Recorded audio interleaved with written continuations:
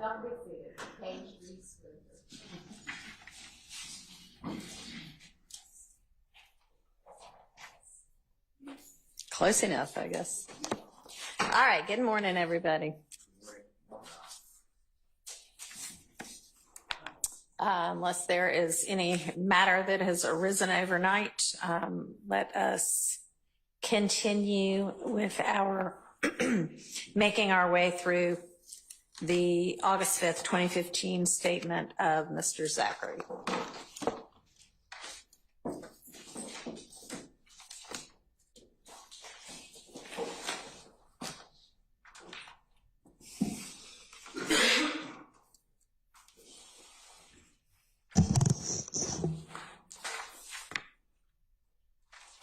Where were we?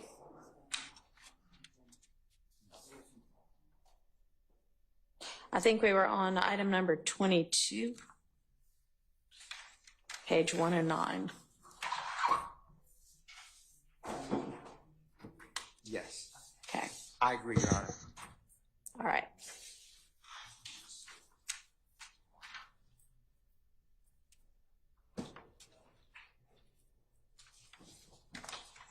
And Your Honor, this one, it dovetails with a topic we discussed yesterday.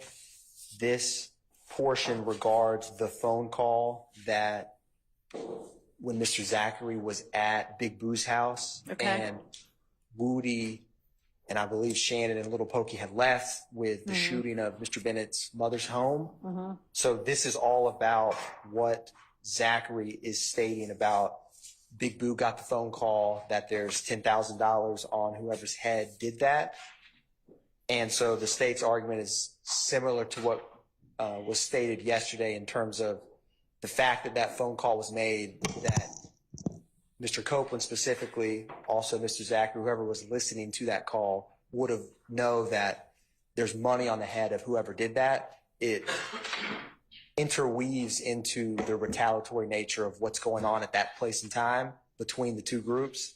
So the state feels that this topic, because Zachary's right there when the phone call's made, it's not as much about what the individual who made the call, if they, what they meant, if they actually had $10,000 on someone's head, but the fact that that's made gives credence to the retaliatory nature, and also their knowledge that obviously putting money on someone's head is a thinly veiled threat of violence to action that. So that's why the state feels Zachary hearing that call is relevant.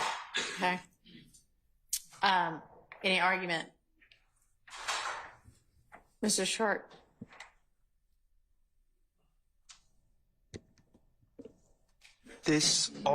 It seems to me that first, good morning, Judge. Good morning. This all seems to tie in with what we previously discussed. My issue isn't so much about the call and the contents of the call and Woody having money put on his head. My issue comes in when my client is somehow, this is attributed to my client.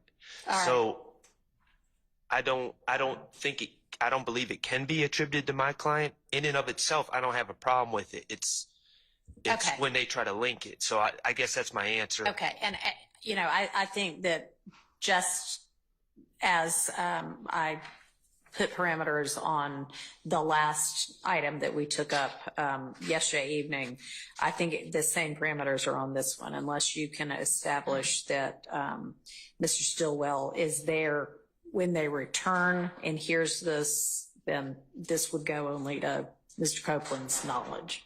Yes, Your Honor. Okay. When you say, did you mean, Your Honor, Mr. Zachary's knowledge?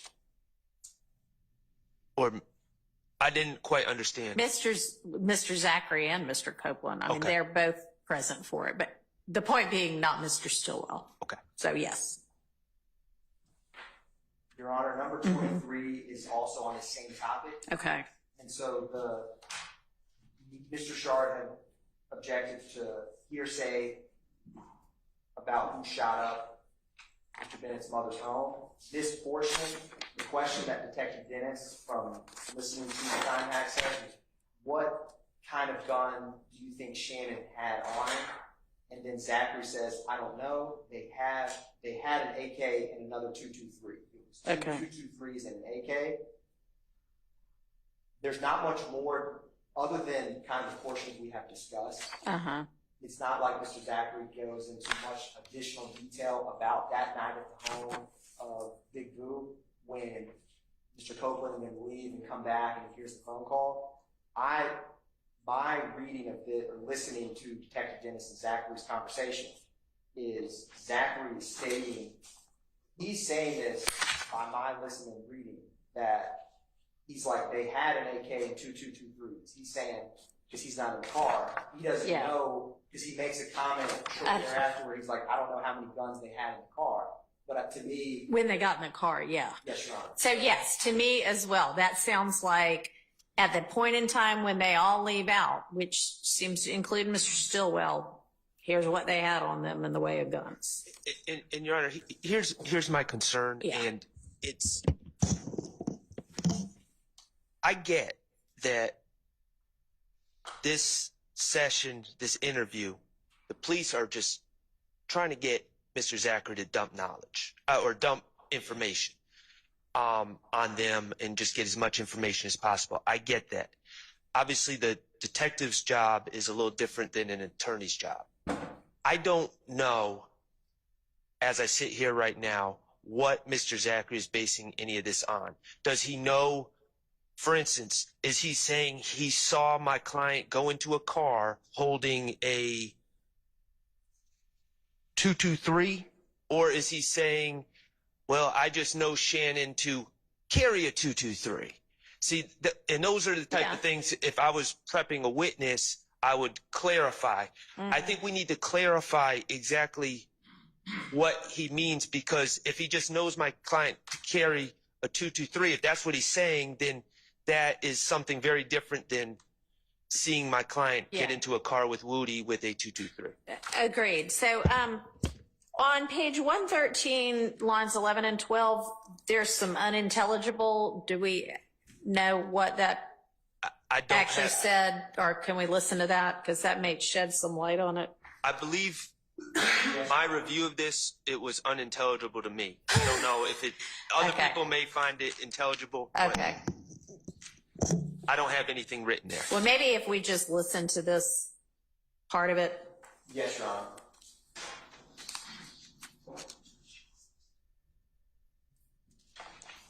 Your Honor, we will pull up that video to play it. Okay. It may take. Sure. So we can move on and come back when it's queued up. Yes, Your Honor. All right. So the next item is on page 122. And Your Honor, this portion is regarding, they're asking Zachary about what Birdman knew about the shooting of the Little Wayne tour bus, and they also asked him questions about the murder of Donovan Thomas. And so this kind of falls in the category of the state. If we discuss this topic or ask Mr. Zachary questions while he's on the stand, we would lay out and either meet foundation or not meet foundation for, you know, how does he know Birdman? Has he been around him? Like the foundation for this, because it's not clear from just this interview how he's forming this opinion about Birdman's beliefs on or feelings towards these events. And so this is one that I still think it's fruitful to do what we're doing and going ahead of time, but some of it is contingent on Mr. Zachary's on the stand questions. Your Honor, for instance, just to let you know what the unintelligible is, on 122 line 12, Mr. Zachary says, nah, Birdman, they asked, did he order that murder? Talking about Birdman, Mr. Brian Williams. Nah, Birdman, like he mad at, when he thought Thug had something to do with the tour bus, he mad at him. Like, I don't know how Mr. Zachary can convey Mr. Williams' not Jeffrey Williams, Brian Williams' thoughts Knowledge about, of- well, not even knowledge, just speculation, what his feelings are about an event that neither of them were present for. That just strikes me as a whole lot of speculation on Zachary is speculating about what Brian Williams is speculating about. And I just can't see a world where that would be coming in. Okay, well, I think that Mr. Atkins is essentially conceding that unless the state is able to establish a foundation for how Zachary can testify to what Birdman is feeling, that they wouldn't be able to use this. Right? Correct, Your Honor. Okay. Your Honor, Yes, sir. the state of Georgia had Mr. Brian Williams on their short list. They did not call him. Same with Rich Homie Kwan or Mr. Lamar. I specifically asked the very first witness in the case. He testified several times. I can't remember his name. Belknap. Belknap. He's with City of Atlanta Police Department. Whether he is alleging that Mr. Brian Williams was part of any type of conspiracy, any type of gang. And he said, no, it's entertainment for show. He has no information. He was not making that claim. So it's total hearsay. There's no co-conspirator link. This would be just, I heard him say something or I didn't hear him say something. So I would object on that basis. Okay. Besides, reading someone's mind and what your court said.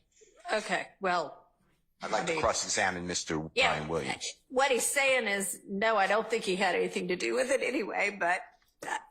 Your Honor, if I thought Detective Belknap had discussed some of that Mr. Birdman was a blood, but we're not saying this is a co-conspirator statement Right. for one, and who the state calls or doesn't call is irrelevant to the evidentiary considerations for today. Sure. Is the state's position. I mean, I agree. I disagree because being a blood, quote unquote, I'm not saying that the gentleman is, I'm not trying to tarnish him or maybe say something accurately, but that's come out in this trial. That's not illegal. Agreed. Okay. Agreed. I just think as to this issue, if and when it potentially arises at trial, we take it up then. But at this point, the state understands that they don't have a foundation to be able to use this. Correct, Your Honor. Okay.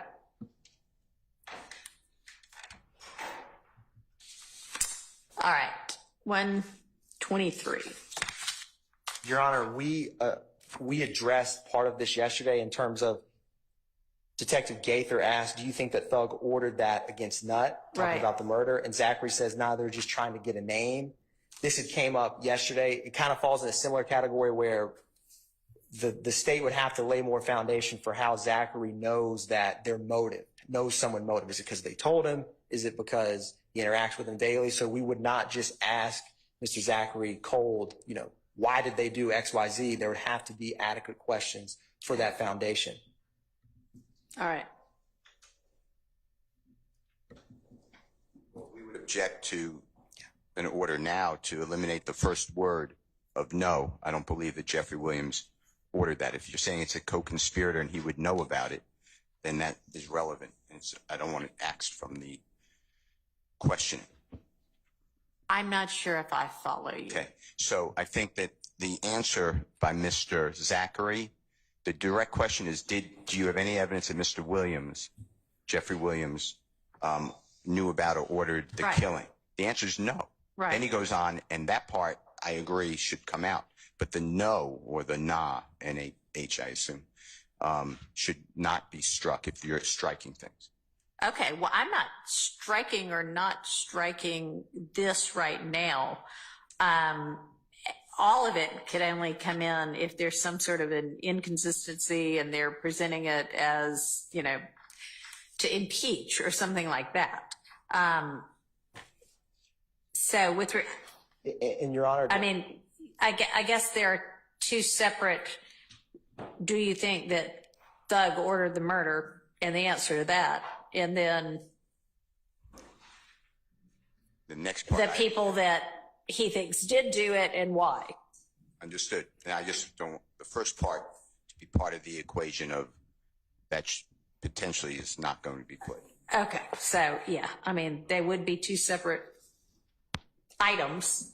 Yes, Your Honor. And the way I could potentially see some of this coming out is if Mr. Zachary was asked questions about, because in this interview, he describes, and I mean, he tells Detective Dennis YSL is a gang, and he talks about who he interacts with.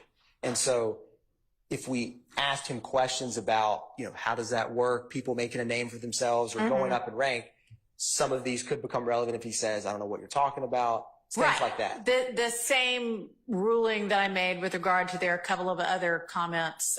Yes, you would be able to use that part of it. They're just trying to make a name to show, okay, yeah, this is how it works. And you have told us this before. Correct, Your Honor. Yeah. So that's kind of separate as well. And you could use it for that. And then there's, if you are using it to show, what he knew or didn't know about who ordered it, then you need a foundation for his knowledge of that. Yes, Your Honor. Okay. That clear for everybody? Yes, Your Honor. All right. Your Honor, could I just add one, a 24B to my list? And Yeah, it doesn't sure. even show up. Okay. It doesn't show up in the transcript, but I think it affects Mr. Williams, frankly. Off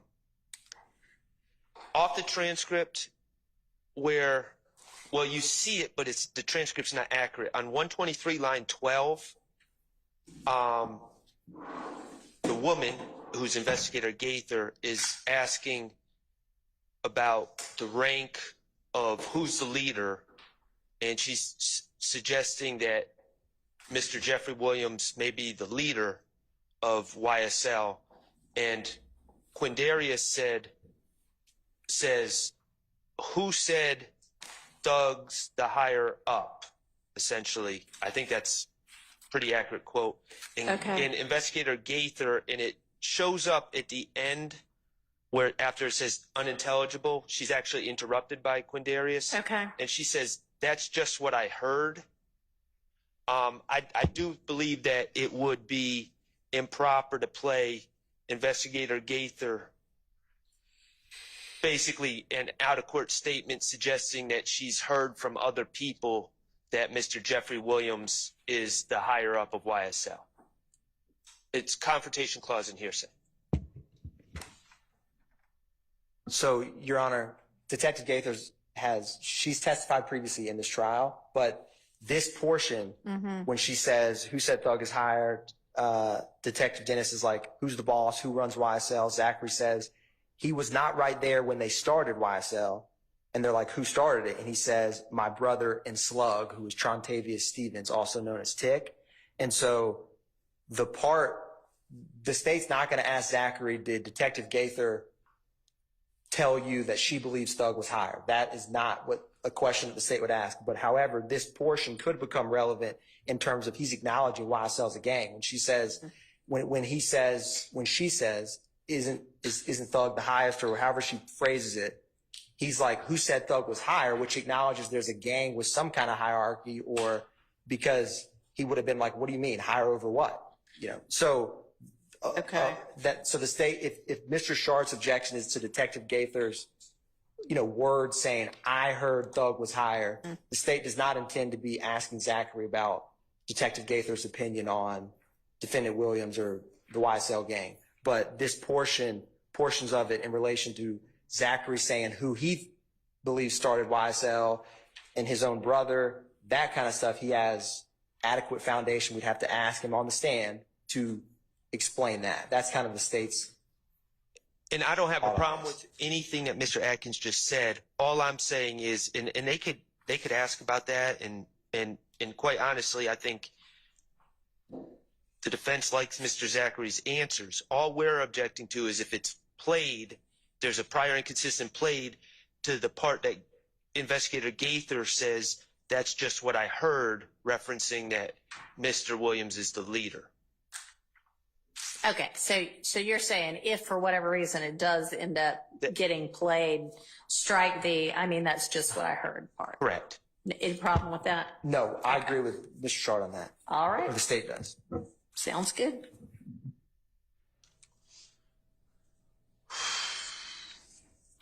Your Honor, the next one, to make it easier on everyone. So I think there was a bond hearing or something that Detective Dennis or Gaither, they're referencing a court hearing and arguments that Mr. Zachary's attorney made. They were like, those are good arguments. We all know that.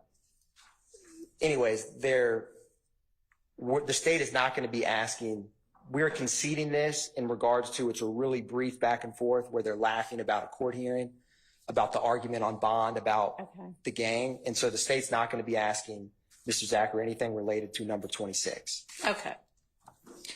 So redacted by agreement. Your Honor, and also on number 27, Yes. there is and he says that earlier. And so when Detective Thorpe, who's the lead detective on the Donovan Thomas murder, comes into the room, there's some greetings, and then Detective Gaither kind of tells Mr. Zachary, Thorpe's been working really hard on the case. We've been talking to a lot of people. We appreciate your honesty. The state's not going to I don't think this will come up, so the state's conceding this portion in terms of, I'm not going to be asking Mr. Zachary about if Detective Dennis and Gaither thought he was truthful or doing a good job. Okay. Thank you. Was that all that one needed to cover? Correct. It's just them bolstering, All right. basically, Yeah. on the tape. Okay. All right. 135. So, Your Honor, this one, Mr. Zachary says, I think Nard was driving them, and then Thorpe just kind of repeats, okay, Nard was driving. This is when they're speaking about, because Zachary at the beginning of this interview talks to Detective Gaither and Dennis some about Donovan Thomas's murder, and then they get Detective Thorpe to come over because he's the lead homicide detective. And so he goes into more detail at that part. So the state, this part of the interview, Mr. Zachary, as like all of these interviews, he's not saying directly where this is coming from, but the state's position, kind of similar to yesterday, is that the primary source of Mr. Zachary's knowledge is from when he says Defendant Stillwell, Defendant Kendricks told him that night. He also has a brief mention when he goes down to Miami with them that he had some kind of conversation with with Demise McMullen, Nard. And so he does say, I think Nard was driving them. The state's position, and again, this may depend on the foundation of the questions he's asked, but the pool of information that the state's aware of from Zachary's statements is other co-conspirators telling him about either their own involvement in the murder. Okay. And Your Honor, my stance, as previously stated, is that if Mr. Zachary is claiming the source is anyone other than my client, Mr. Stillwell, I would object. However, if the source, I understand the court's prior rulings, and if the source falls under the court's prior rulings, I understand what your ruling is. Okay. But as I sit here now, I have no idea what his source is with some of these statements that he's making. Okay. Well, I think we have to take the entirety of the statement into consideration, but that would fall under my prior rulings with regard to the co-conspirator exception, so that'll be permitted. Your Honor, I believe next is number 29, which is 136, line 18 to 137, line 11. Okay. In this portion, Detective Thorpe says, after the shooting, do you know what happened to the cars and the guns? And Zachary says, yeah, they dropped it off at O.G. Bentley's spot, who's Mr. Treadwell. And he asked them, do you know if the guns are still around? Did they get rid of them? And Zachary says, most likely got rid of them. He's supposed to have gotten rid of them. And then they have a conversation about, Detective Gaither's like, how do they usually get rid of guns? And Zachary's like, well, this is the first time. Usually we keep the guns. And Detective Thorpe asked if anyone got a word to shoot nut, which is one we kind of just addressed. And he says they just wanted a name. So it's speculation and hearsay. I think the speculation objection is coming from where he says, do you know if the gun's around? He's like, they most likely got rid of them. The state's position here is that, again, his source of them going to Kevin Treadwell's house is, again, the same co-conspirator statements. And he is not definitively at the house or see them bury the guns in the backyard or throw them in a river. But I think it's reasonable to think that from his conversations with them that they went there to get the car and the guns so that they couldn't be caught. So the speculation is Zachary's not physically present at I have no information that he physically saw these guns being hidden. But I think because he spoke with co-conspirators about it, it is not as speculative as that question Right. seems. He has a basis for knowing from his other co-conspirators that they were dropped off. Yes, Your Honor. What happened to them after that? That is what he's speculating. He knows the purpose was to get rid of them, but whether they were actually gotten rid of past O.G. Bentley's place, he doesn't know. Correct, Your Honor. But that they were dropped off, he does know. Correct. And because he kind of answers, like it's clear that he doesn't exactly know if this particular portion through impeachment came in, it's, he's kind of telling like, I don't know exactly, I think they did, but it makes sense in the context of the conversation he has a couple hours after the murder. Right. That All right. Well, so. with those parameters. And it just goes, I've stated my objection. I understand the court's ruling. However, I do believe that 9 and 11, lines 9 and 11 on 137 are a little different because, again, that is just, from my understanding, just pure speculation about motive.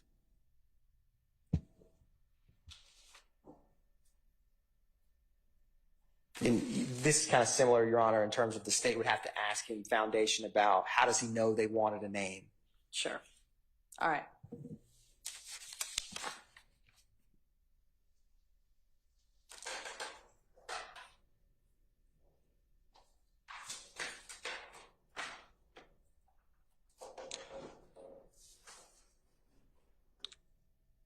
Okay, on this one, Your Honor. Hang on just a second. I need to actually figure out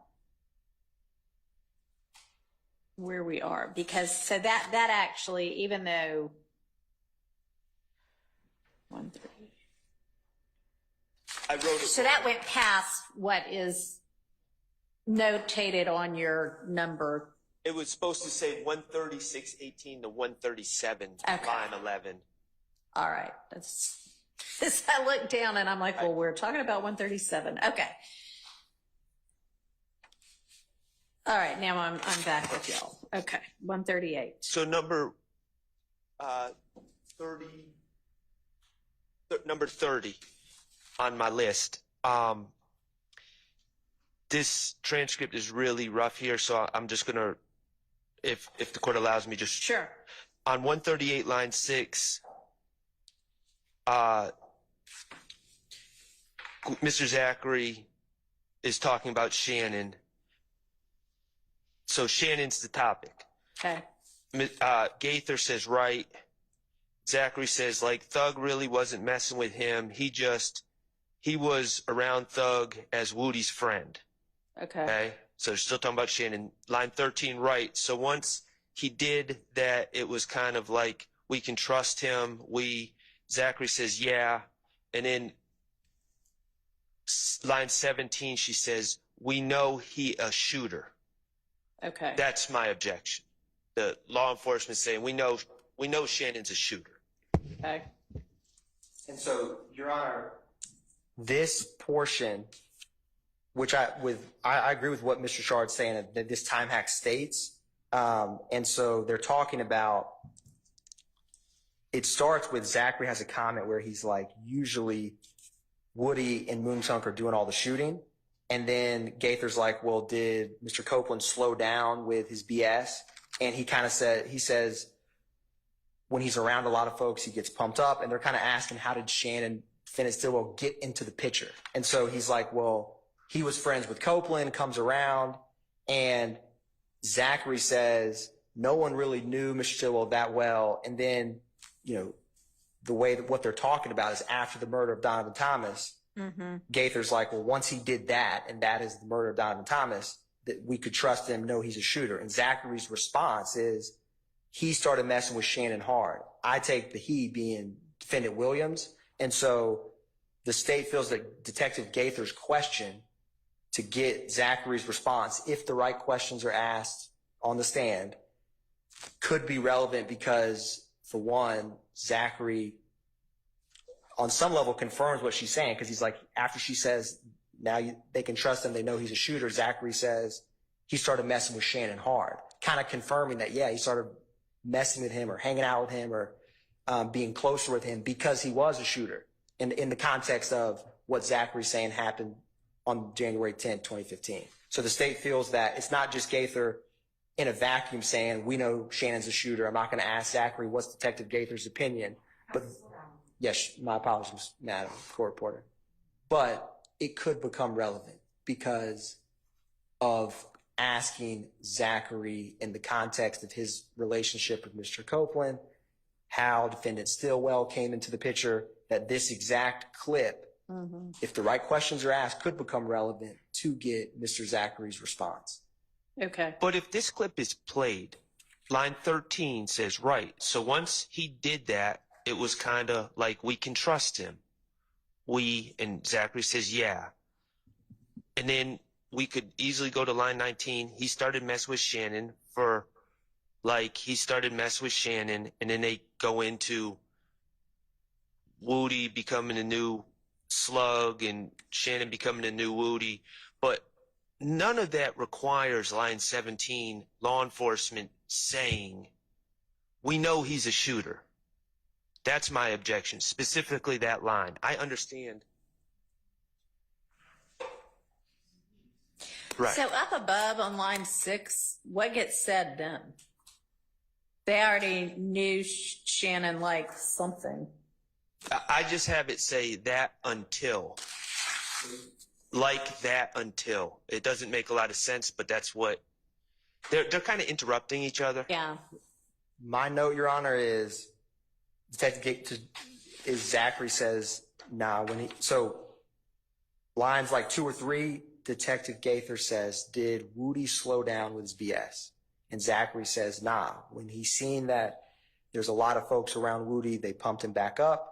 No one knew Shannon like that until Thug, not really messing with him. He was around Thug because he's Woody's friend.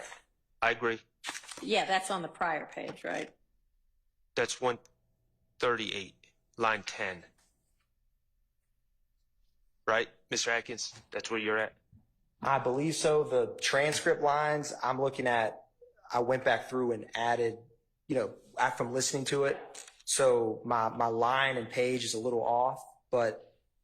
Well, I see did Woody slow down with all his BS once Nut got killed?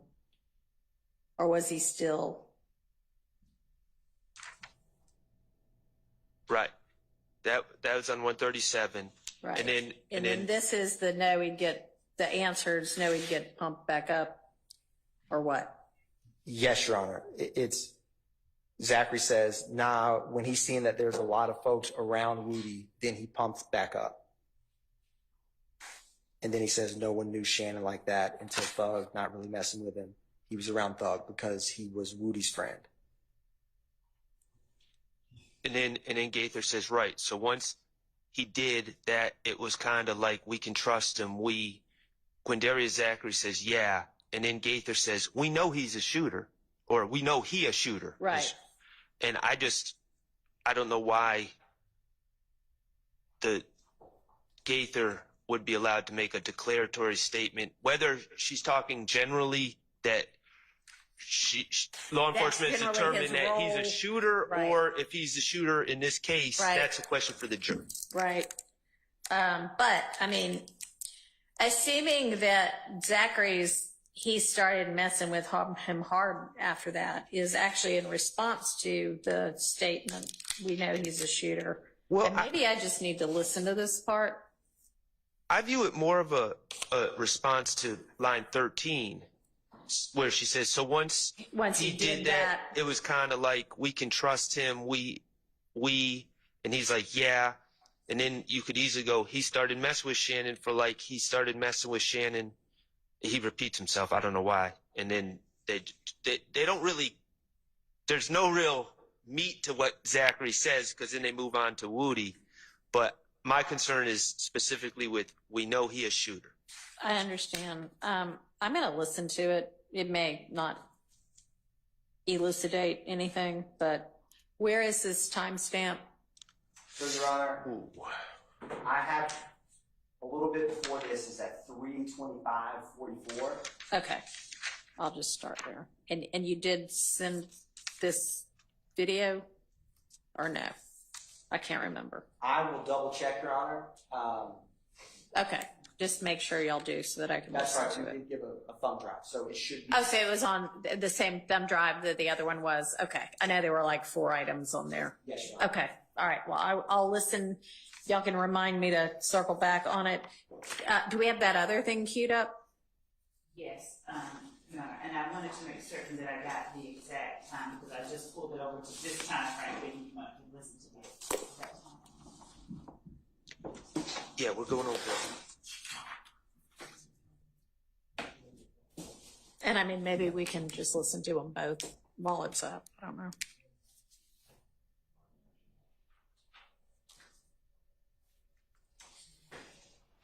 Keith, can you forward it to Garrett?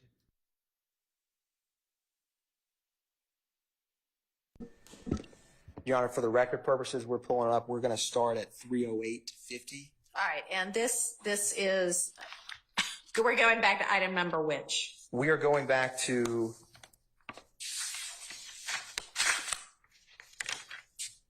this. Actually, kind of tackles a couple items because this is all about who shot Lucci's mother's home. But I believe what prompted us to go back was, Item number 23, was that the one we were? yes, Your Honor, I think it was 23 Yeah.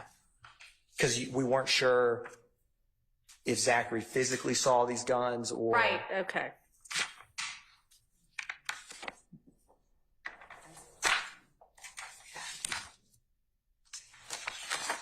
Right.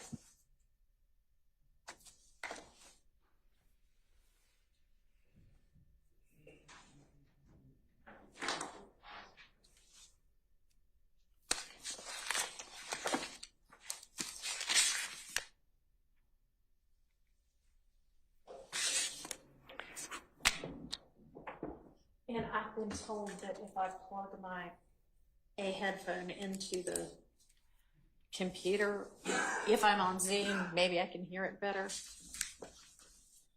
I don't know if that's true. I have to get on Zoom first. Are you playing it through Zoom or are you playing it off your computer? All right, let me then join Zoom.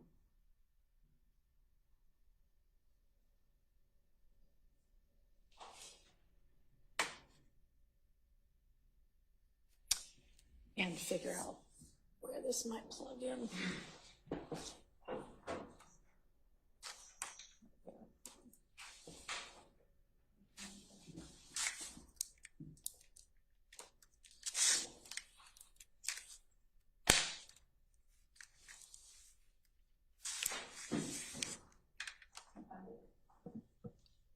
Your Honor, before we play, so 3:08:50 is when they first start.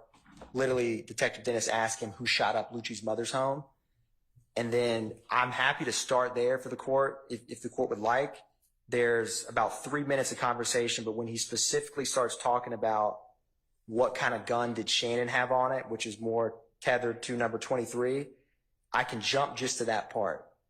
I want to just ask the court if you want me to play a little bit before or go right to when he's discussing the part about who had what firearms.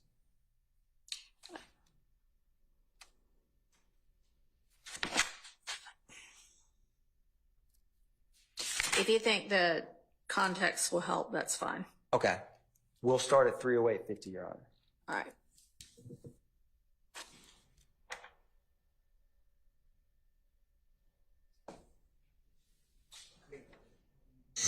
Officially 3:08:41.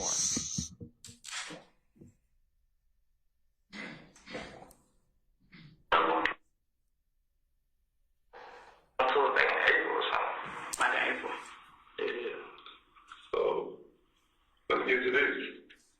Who shot up Lucci Mama? Shot up Lucci Mama? I'm telling y'all, I got work with me. We can't, bro. Like you doing great. Woody, Shannon, and Lil Pokey. From Boulevard? Nah, those the nephew. The Pokey's in jail right now. Quentin Pittman. So, how did, cause that was the gun that you had, that you got caught with. No, man, that's too long. So, how did Woody end up with that gun that day? We was at Boot Mama house, big Boot Mama house. Mm-hmm. And we was like, hey, Pokey, that right. Okay. Then when they came back, they ain't even tell what they did. What kind of car were they with? What? It was in that white Charger. Woody Chargers? Okay. And then the boy, Mushu, who he be Lucci, Mushu, Yeah. he called Boo. Like, when Woodland got back, he called Boo. Like, Boo, we got in. Boo, like, what? Like, somebody just shot up Lucci Mama house, and Mama got shot. And Boo, like, don't tell me how they did that. Cause they come back and they say that. Mm-hmm. Don't tell me how they did that. Then that when Woodland got scared again, cause Mushu, I got 10,000 and who else did that? Who had the Monto gun? Woodland. So they actually came back and said they did it, or y'all just assumed it? No, he said they did it. He finally said it when Woody, like I told you, Woody got scared when they said he got 10,000. Mm-hmm. Like, man, we just shot up Lucci Mama house. So because Lucci was close with Nut, they just... Lucci was hanging with Kel. Right. Look, I told you all about Woody and Kel. Like, let them both get killed. I don't know what made them do it. Did you know Nut? Yeah, he give me $20 and stuff. So, you know, I put him on using gas money, phone bills, doing stuff like that. So he's like a big homie. Yeah, he cool with the whole city. I'm gonna tell you, that's what everybody said. So everybody speaks highly of him, but he's still a street nigga. So yeah, He they're was trying to, but he, like, every time I see him, so I still ain't no gas in the car, so he give me $20 for So it. they look at you like the little like Yeah. I ain't no harm. Basically. So what gun did Shannon, you think Shannon had on that? I don't know, they had a AK and another 223. It was 223 and an AK. I know they had that big AK. That was poking on. The AK was? Yeah. And what Shannon had? He had one of them 223. So he had an AK. I don't know how they got in the car. I just know guns. They go like how. So answer this question. So when we were in court and you found out that gun, All right. I mean, it sounds like, to me, like he's saying essentially this is what they had with them when they left out. That's the state's, we're in agreement, Your Honor. So I'm going to permit that. Overrule the objection and permit it? Your Honor? Yes. Yes, sure. Okay, so can we move to the other one that I was going to listen to? That we know he a shooter. Yes, Your Honor. That pretty easy. Yes, Your Honor, it is. Okay. So we're going to 32544 for the record. All right.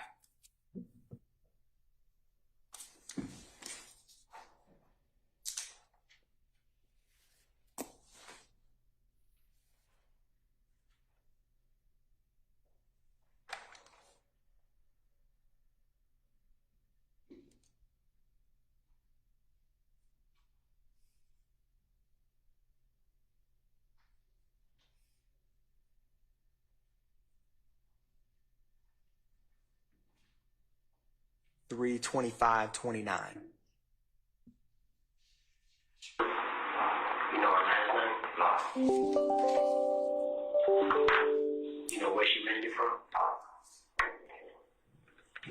So, after the shooting, do you know what happened to the car and the guns? Yeah, they dropped off at OG Fitness Park.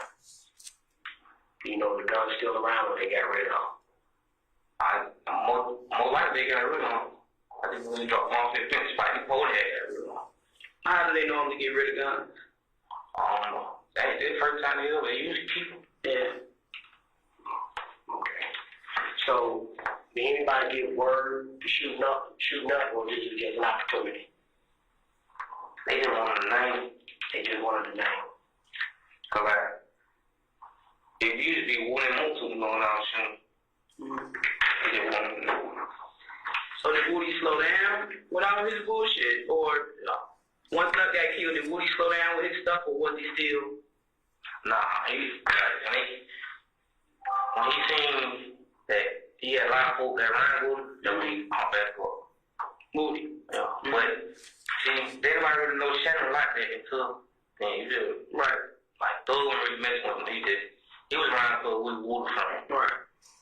So once he did that, it was kind of like we can trust and we know he's a shooter. He started mixing with Shannon for like he started mixing with Shannon. So he put Woody to the side and Shannon back to the Woody spot. Yeah. So like Woody took Slug's spot. So Shannon and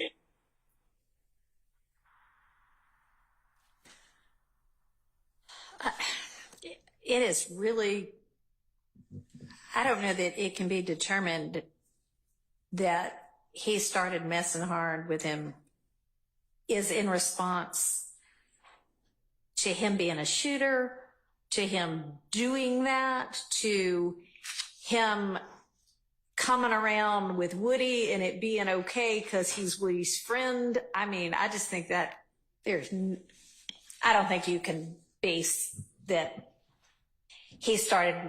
Thug started messing hard with Shannon on him having been a shooter. I'm going to exclude that. Understood, Your Honor.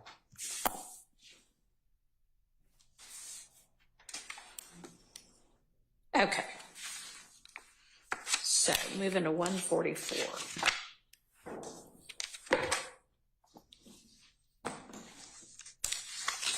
Give me just a second.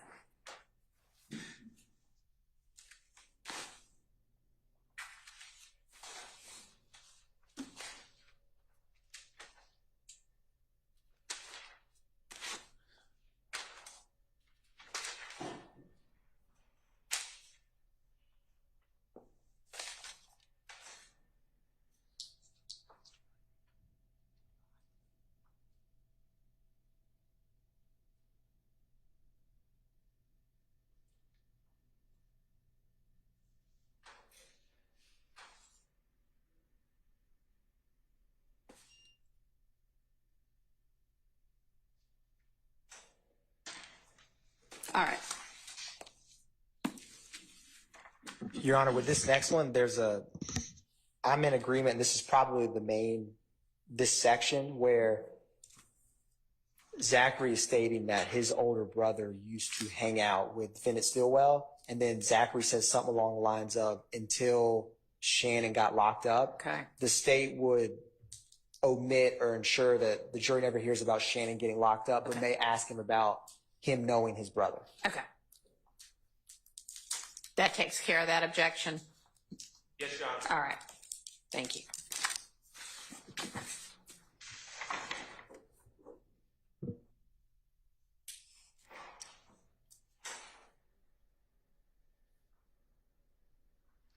Now this next one, Your Honor, 32, I'm pretty certain she's not referring to Shannon. I think she's referring to Terry Rivers. Okay.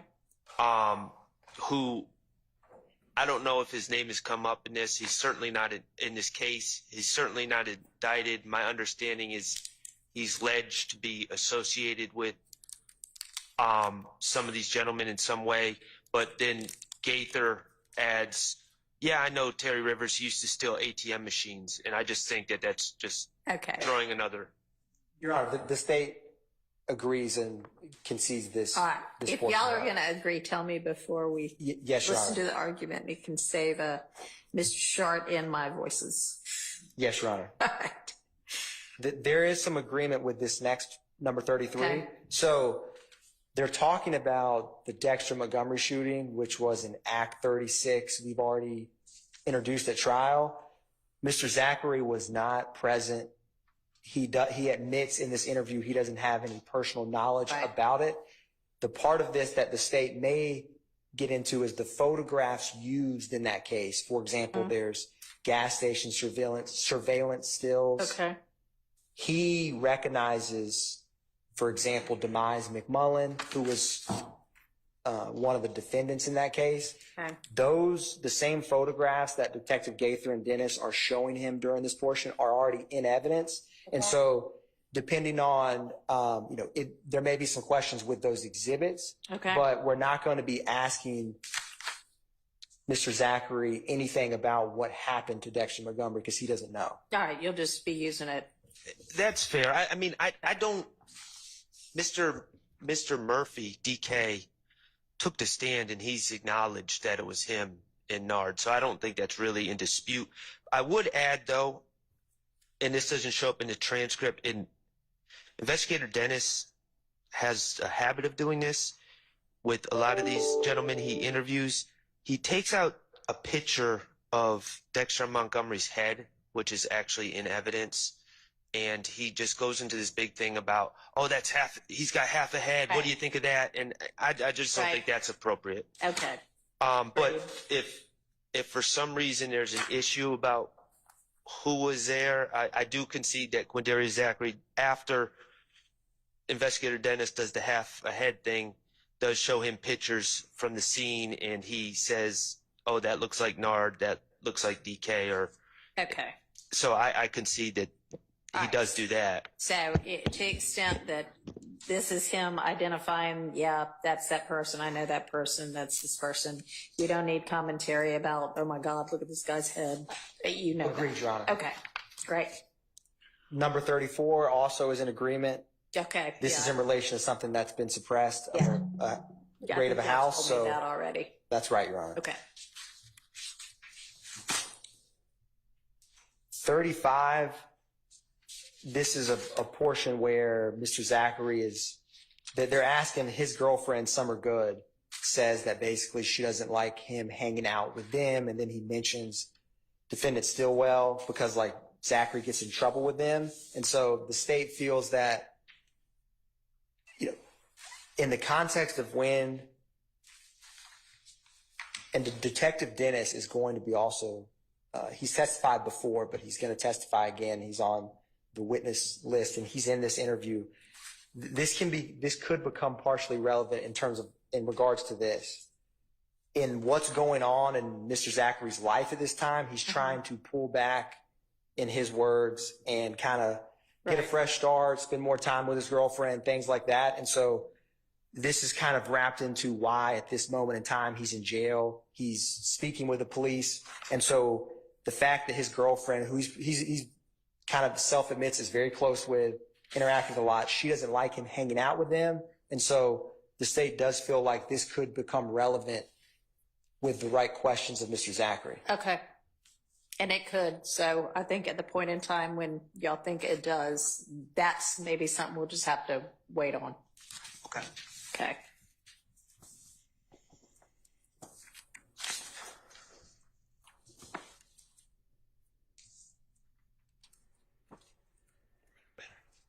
Your Honor, the next one, number 36.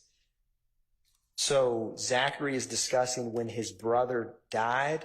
And what he says is he died when Haiti Gang robbed him. Okay. Haiti Gang is kind of a subset and affiliated with If Gang.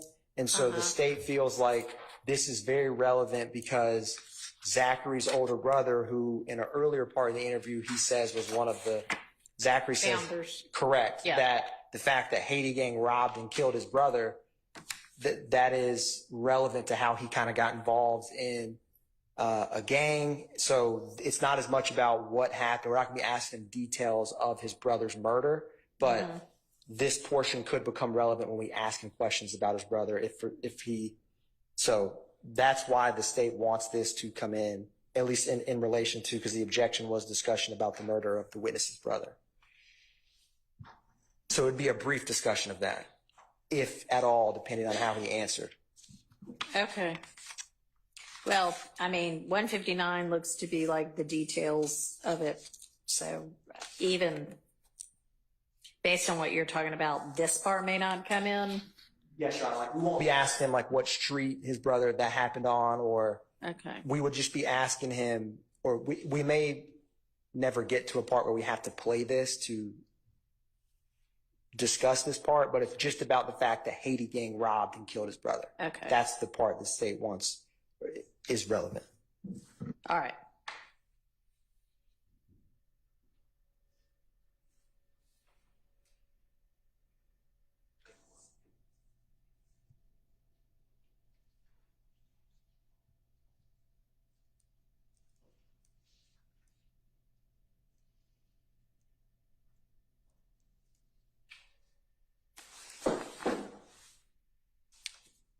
All right, number 37 is on, starts at the bottom of 163.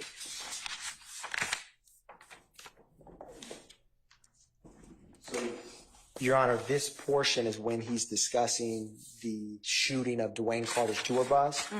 So Zachary, Detective Dennis personally sees Zachary when he arrives. They're at a nightclub outside.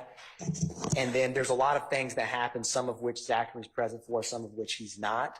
And so he is not in any vehicles. He never says he's in a car that did the shooting, things of that nature, but he mentions being with different members that are there, like co-conspirators, defendants, other witnesses. You know, they go different spots in the city before they arrive at the nightclub. They go to places afterwards.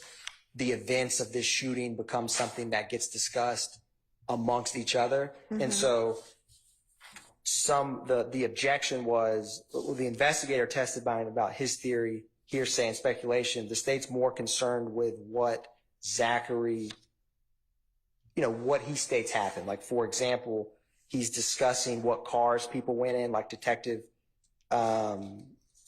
Dennis asked, did they put Thug's sisters out? Like, because some people got in different cars. And Zachary says, he's saying, I don't know where she lives, but he mentions, he confirms like Max is who he calls his sister was there. And so, and Mr. Shard, correct me if I'm wrong, if there's a specific portion, but Zachary's knowledge of what happened that night will be something we'll be asking about. And so this may be one that we have to, it really depends on the questions he asks, because it would only be impeaching him if he kind of backs off the details of that night. And so I will not be asking him about Dennis's theory of what happened, but depending on what he testifies to, certain of these portions, you may need the question asked in his response, but this is kind of very much wrapped into how he testifies, because he goes through a lot of different facts of that night. All right, and it seems like, Mr. Shart, you're objecting to Man One, who's one of the investigators, saying, here's what I know, or here's what I saw. Is I that am right? objecting to that. I mean, my understanding is that's Investigator Dennis, and he's already testified to what he saw on the stand. Okay. And so they wouldn't be offering that for it to get in anything about what he actually saw. This would be if it becomes relevant to, if the answer becomes relevant. This is the dilemma, Your Honor, as I see it. I concede that it seems pretty clear that Quindaria Zachary was at the compound that night. The compound, I don't know if Your Honor's familiar. I've been to the scene. It's gigantic. It's very large. Yeah. It's unclear to me. I know that he was not on 285. That's pretty clear. Or he's saying he wasn't on 285 or when buses were shot. Mm-hmm. What's unclear to me is where he was when he's claiming people were leaving out and switching cars. Right. He's definitely giving that information. It's unclear to me if it's based on, and this was a widely reported event. There was hip-hop gossip, internet sites almost immediately that are reporting what happened, different theories. So it's unclear to me whether he's there when he's saying people were leaving in certain cars. Yeah. And I concede if he was there, if it's established that he was there and he's saying he saw things with his eyes, I mean, it is what it is for me, and I'll have to deal with that in cross-examination. But what I don't want is the state for him to say, well, I wasn't there for that part, and then the state to start impeaching him. Well, didn't you say this and this and this? And then it was just all based on speculation or internet gossip or other things. So I don't know what his source of information is for some of this stuff. And that's what I'm struggling with. I understand in a certain circumstance, he would be able to testify about what he saw. Well, in any circumstance, he'd be able to testify to what he saw. But I'm not sure he saw these things. I'm not saying he didn't. I don't know. Well, I think we already made rulings, and by we, I guess I mean me, Well, about that. you made rulings, my recollection is you made rulings about what Demekion Garlington allegedly told him about the Donovan Thomas situation. I don't. Okay, I thought we had talked about him.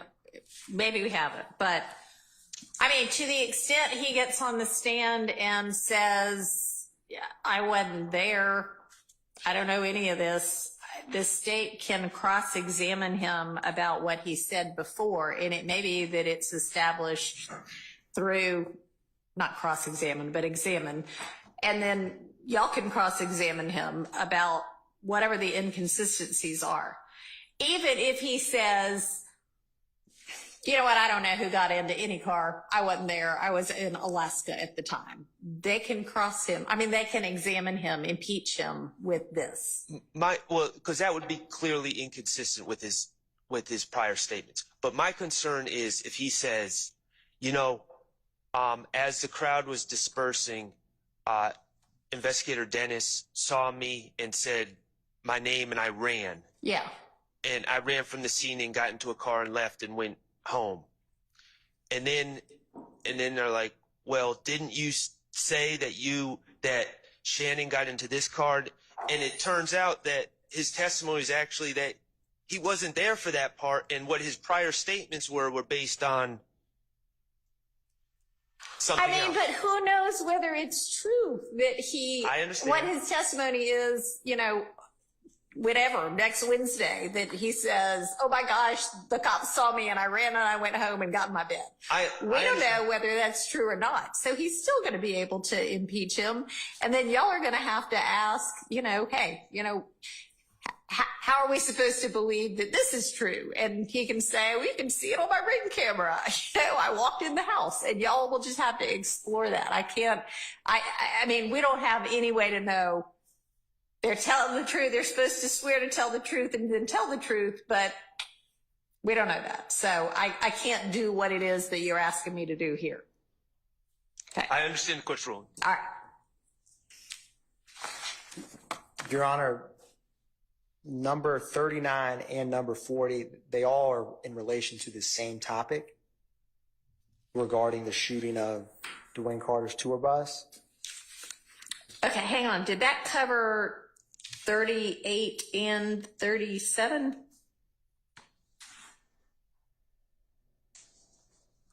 It definitely covered 37. Okay, because I thought we were on 37. So My apologies, Your Honor. So Okay. for 38, really 38 through 40, and we can take them one at a Okay. time. They all talk about this same event. I would agree with 38 that what your ruling was just covered. okay. All right. So moving to 39 and 40, is this also still the same incident? I'm catching up. Me too.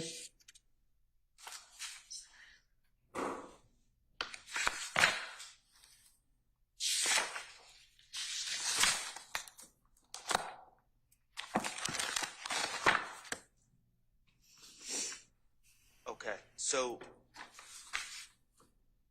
on 39, excuse me, 30, we're on 39. He is saying that someone said we shot up the tour bus, but there's a pronoun we, and it's unclear who the declarant is or where that's coming from.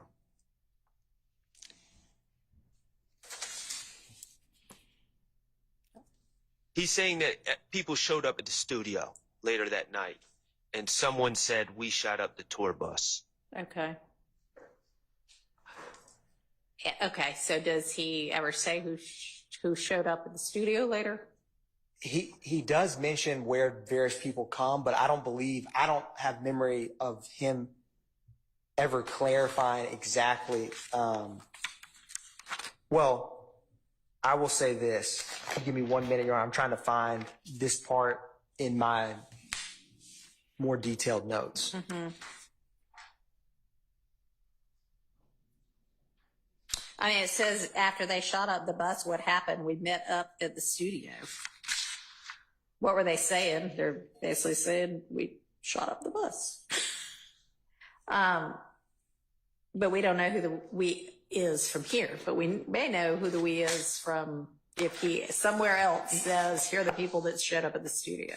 And Your Honor, there is a portion where he's discussing who switched cars. Okay. And Zachary, so Detective Dennis says, so Max, referring to one of Defendant Williams' sisters, and Shannon switched spots. And Zachary says, told everyone they were going to watch him, call him, meet at the studio, say we're going to go shoot up the tour bus. And Detective Dennis is like, they said this? And Zachary says, I don't know what the hell made him shoot up the tour bus anyways. Oh, my apologies. Yes. They were at the studio. Say, we're going to go shoot up the tour bus. Detective Dennis says, they said this? And Zachary says, yeah, I don't know what the hell made him shoot up the tour bus anyways. Detective Dennis, who said it? And Zachary says, Pee-wee, referring to Jimmy Winfrey, who was the individual. It was a Cobb County case, but relation to this incident. And then Shannon said it, and Detective Gaither's like, well, who was more hype about it? And he says Shannon. Now, I believe this context is before the shooting, whereas what we're talking about is afterwards, but this is kind of very much wrapped into how, when we get to this part of the interview, we'll be asking him questions about that night. And so, depending on how that questioning goes and what his answers are, he will have to have, the foundation for who he was speaking with or interacted with. And I actually say a little bit further, Your Honor, and I can actually play this if we need to. I have 3:45:49. Detective Dennis says, after they shot up the bus, what happened? Zachary says, we met up at the studio. Detective Dennis says, they came back to Metropolitan. What did they say? And Zachary says, they say they just shot up Wayne's tour bus. It was Max's truck with them in there and Pee-wee's car, referring to Mr. Winfrey. Mm-hmm. Don't know who Pee-wee was with. And Gaither's like, so both cars up there, other cars following them? And he says, probably follow them to Expressway, not sure if they followed them to the shooting. Mm-hmm. And then he just goes into a diatribe about how Mr. Winfrey came into their friend circle. So I don't see where he definitively says who it was at the studio told him. But this event happening, there's a lot of communication about it because it becomes a big incident that happened. And so I don't know definitively who at the studio told Mr. Zachary, but I know that this is alleged to be a gang act. And I would assume part of your RICO? Correct, Your Honor. Okay. And the complication is with our potential limiting instruction about, it would only be charged against the people that it's charged against. And it's Act 39. It's only in relation to the RICO count because this incident happened in Cobb County. So this is... That makes it easier. Yes. Okay. Yes, Your Honor. So... All right, so then that it is, yes. Your ruling, only Mr. Winfrey is alleging that overt act. He's not on trial. Okay, but it is alleged to be an overt act in furtherance of the RICO conspiracy, right? It is an act in relation to count one, which every defendant's charged with count one. Right, okay. It's true. But also the overt acts have a statute of limitations of 5 years from the time that the indictment's returned. This is in 2015. There's a series of overt acts that Judge Glanville said, I understand your argument. We'll get to that. He just passed on it, basically, that those could not be considered by the jury in reaching a verdict. I asked for a special verdict form. So all of this, I just want to raise your attention. Okay, now I appreciate that if that's yet another pending determination for me to make, but I would think that they can still be, I mean, nobody's being, even if it were in Fulton County, nobody's even potentially being convicted of this act, but I would think that statute of limitations or no, it can be considered by the jury in determining whether the people charged are guilty of a RICO violation. So if you've got case law that says differently, and if you already filed it, just let me know where to find it. But if you, and is that the argument that you're making, that they cannot even consider when they're considering whether anybody is guilty of a RICO violation, acts that there is a statute of limitations for and that statute has run? So I think when you say they, my position. They, the jury. Okay, so the jury can only, they're going to have to find the overt act because it's a conspiracy. Uh-huh. That overt act must be, in my opinion, and the case law that I'll again show the court, or show this honorable court, would be within 5 years. Okay, But, well, if there's case law that says that, then certainly I'll take a look at it, and it sounds like that issue is still on the table to be determined, right? yes. Your Honor, being a newer addition to this team, I wasn't present when this, I'm being told that this issue has been addressed before. And so if there's going to be further, I don't have the case law right now, but in terms of Act 39, the fact you can charge overt acts in furtherance of a conspiracy to happen outside of Fulton County. That part is clear. Oh, yeah, no, he's not talking about where it happened. He's talking about statute of limitations having run. And there is, to my knowledge, and we can, I don't have a case to cite right now, but we can, if this needs to be briefed, we will brief it. But that is not the state's understanding with. It's not the court's understanding of it either, but I mean, been wrong before. I could be wrong right now. It is not my opinion that matters. It's what the case law says that matters. And if it has already been briefed by both sides, super, just point me to which brief and which response I should be looking at. And it very well may have been addressed before, but not decided. Ms. Lev, do you think it's already been decided? Judge, that's what I was just saying. I Okay. believe that this issue was raised by Mr. Steele very early on, and I believe that it was decided in the state's favor against his position. Okay. But I was saying that we can check the transcript for that, because my firm belief, because I remember the argument, is that it was actually argued and decided. We will also look for an order to that effect. But I specifically remember Mr. Steele's assertion regarding a statute of limitations. I believe that it may have been Mr. Floyd that argued that. All right. But we'll check and see. All right. Well, thank you. And whatever you find, send to me or point me to it at least. Now, this is not really an evidentiary ruling that's been, assuming it has been decided. This isn't really an evidentiary ruling. This is a ruling that's going to impact how I tell the jury to deliberate on issues and what kind of verdict form we need. And so it really is something that I don't find myself bound by whatever the prior ruling was, even if it was made. I want to take a look at it myself and make my own determination based on the case law. So y'all just, again, point me to what I ought to be looking at, and I'll look at that and then make a ruling. And Your Honor, so that I'm making certain that we are speaking apples to apples, Mr. Steele's assertion is that because the statute of limitations on the overt acts have run, that the jury is not allowed to consider the overt acts? That's what I think he's saying. No. I'm just saying to deliberate for the actual verdict. Let's say that we're asking for a special verdict form. There's 191 overt acts in count one. Let's say the Honorable Court grants a special verdict form, and every one of any overt act within the statute of limitations, within 5 years of the return of the indictment, says not proven.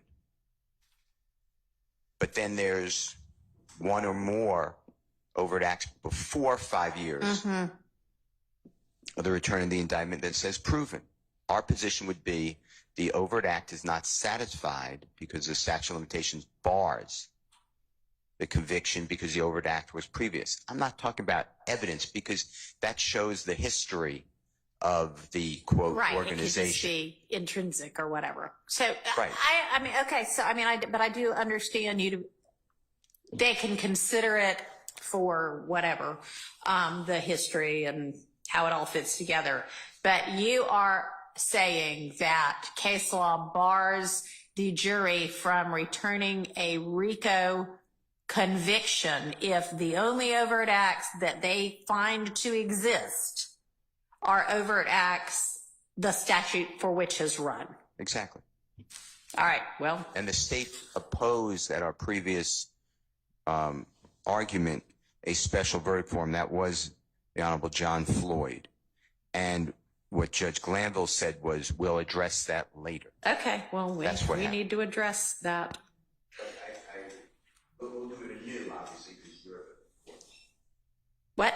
I think you just lost the battery in your... I did. I'll put it in writing because, I think it's a fascinating issue, but we'll put it in writing. Okay, and if it already has been put in writing, you don't have to do it again. You can just point me to, this was, motion number 50,000 filed on May 1st or whatever. If you haven't put it in writing yet, great, do that. And same for the state with regard to a response. And if there is a ruling, I want to look at that too. I mean, I don't want to reinvent the wheel either, but I will make my own determination about it. Yes, Your Honor. Okay.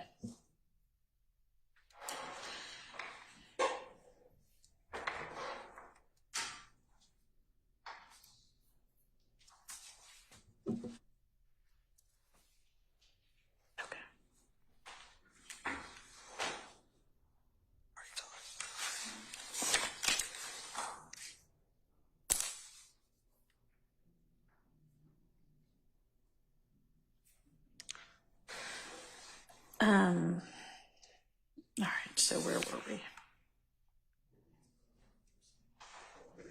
Your Honor, we were on 176, line 6 is what we were just discussing. Okay. And just to be clear, if the foundation is laid that Mr. Zachary is falsely asserting that my client stated that, then I understand that that's just going to be a subject for cross-examination. However, if it comes from a source, allegedly comes from a source other than my client, our stance would be that would be either rank hearsay, something he read off the internet or something, or if it was said to him by someone else. Okay. I'm just using an example. Sure. Pee-wee. That would be spilling the beans. And that's... Okay, well, and I'm rejecting your spilling the beans argument with regard to all of these things as they're going down and immediately after they go down. Now, if his source is off the internet, then that's a different story. But you have you have a basis for, they all whomever they get together at the studio afterwards and talk about it. So. Yes, Your Honor. And Zachary says we met up at the studio, and then Detective Dennis says they came back to Metropolitan, and he says they say they just shot up the bus. So he's kind of responding to like a person he's around. So, but understand, and we will ask him the right foundation for that before just asking him an out of the blue question of, you know, they told you they shot up Lil Wayne's tour bus. Okay. And the next, certainly the next two, Your Honor, the state is in agreement in regarding Mr. Sharp's number 41, page 178, line 1 through 2. It's a comment that Gaither makes, so the state. I'm going to withdraw. Can we deal with 140 first? I mean 40 first. My apologies, I skipped over that. 40 is just him saying what he feels that there were cars following on the expressway. He wasn't there for that. And he actually says they probably followed them to the expressway, but I don't know if they followed to no shooting. Yeah. So he's just speculating there. He's basically saying beats me. Yeah. Yes, Your Honor. We will not be asking about those cars on the highway. 40 is out by agreement. 41, I'm going to withdraw, and I just think it's needed to add context. All right. I think it would be improper in some ways, but quite honestly, it involves Mr. Steele's client and Mr. Adams' client, and Mr. Zachary says no, so I think it's needed to provide context to the no that Mr. Zachary gives. All right, thanks. And Your Honor, number 42, the state's in agreement of. Okay.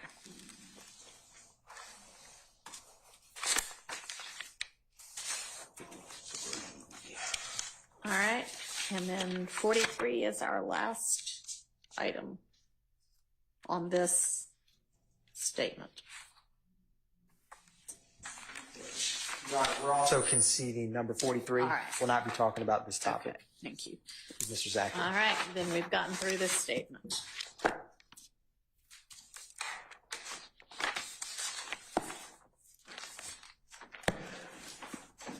All right, we'll take a break in just a second. Housekeeping wise, did Ms. Love, were you able to email over to everyone last night what you have so far? I sent some, and then I have the broader folder containing Mr. Sledge's exhibits numbered, and so I will share that. I haven't shared it because I was actually still typing in it just now, but I will share that with counsel for the defense. And Your Honor, as I look towards next week, it would be Mr. Sledge before Mr. Zachary. Okay. So, so we did this in the wrong order, but. All right, that means we need to get to all of what might be used with Mr. Sledge today. That's the folder that they're about to. All right, well. And it's not, not voluminous. I don't consider it voluminous, but, it's not. Okay. So I'm gonna drop that. All right, so go ahead and send that now. And then we've got to sort out potential jury instructions for when they come back today. We're not going to have court on Friday. Okay. So let's take a 10-minute restroom break and come back and get to work.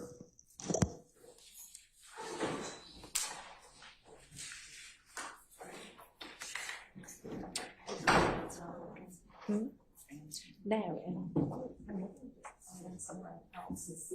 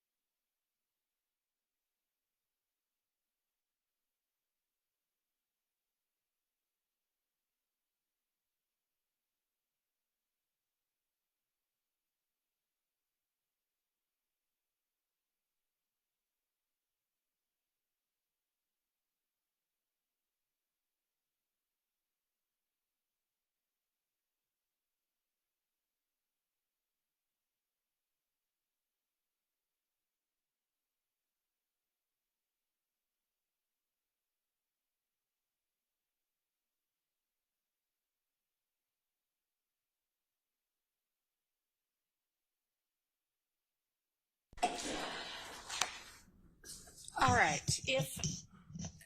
If y'all have just now gotten the evidence that is gonna go with witness Sledge, I don't know if y'all are ready to tackle that right now, or It can't be, because it's still sending and uploading. So I'm on Dropbox trying to.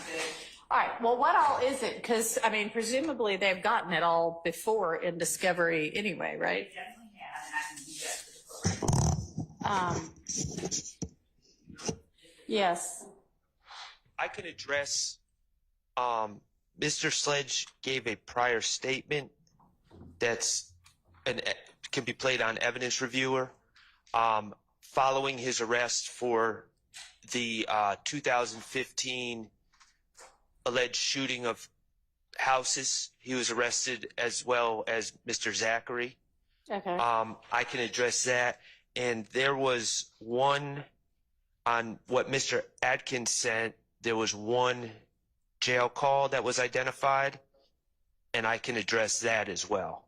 I don't know if there's more, but his statement I can address, the jail call I can address. So those two, he's correct, identified those and given them to those. The statement is the statement we mentioned earlier. And the jail call is that Mr. Shard is correct in those. And if we are ready to respond to whatever it is that they bring up while we're sending the rest of it. Okay. The prior statement he made in 2015, he's brought in regarding the ag assaults, and he is questioned. He's Mirandized. He gives a statement. He denies any involvement. He later pleads guilty. Okay. Or offered, I'm not sure. He pleads somehow. He resolves it short of trial.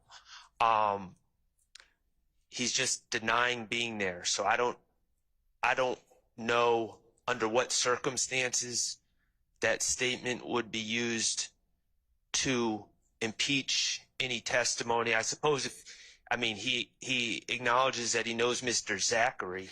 So I guess if he said he doesn't know Mr. Zachary, I guess that could be used to impeach him. But it doesn't seem to be a statement that would be used to impeach him or would necessarily be played.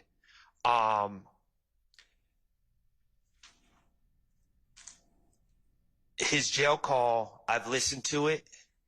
It's essentially him. He had a preliminary, he was charged with the murder of Donovan Thomas by Detective Thorpe. The state has since determined that he is not responsible. He had a prelim where no probable cause was found. After the prelim, he calls his significant other. I'm assuming it's his significant other. It sounds like it from the context. And he basically talks about the testimony at the prelim. He speculates about who witness 1, 2, and they used codes in the prelim, witness 1, witness 2, witness 3. He speculates about who that could be. And he basically says, it sounds like witnesses 1, 2, or 3, and, or some combination of within those 3 people really threw Shannon under the bus. Okay. So he's commenting, he's speculating, he's commenting about testimony he heard from a detective about what witnesses told the detective, and is just giving his commentary. It sounds like people really threw Shannon under the bus. I have no idea why anything from that phone call to his significant other would be admissible in this trial. And Judge, the phone call would only be necessary if Mr. Sledge said something contrary to what he's indicating in the phone call. And I think a broader context, a broader sort of description of that phone call and what he says is necessary.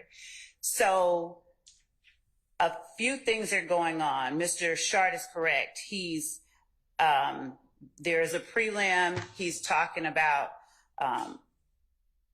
stuff that has happened. What is most important in terms of the preliminary hearings are that Mr. Sledge is, he's privy to information that is given in other preliminary hearings of other YSL members.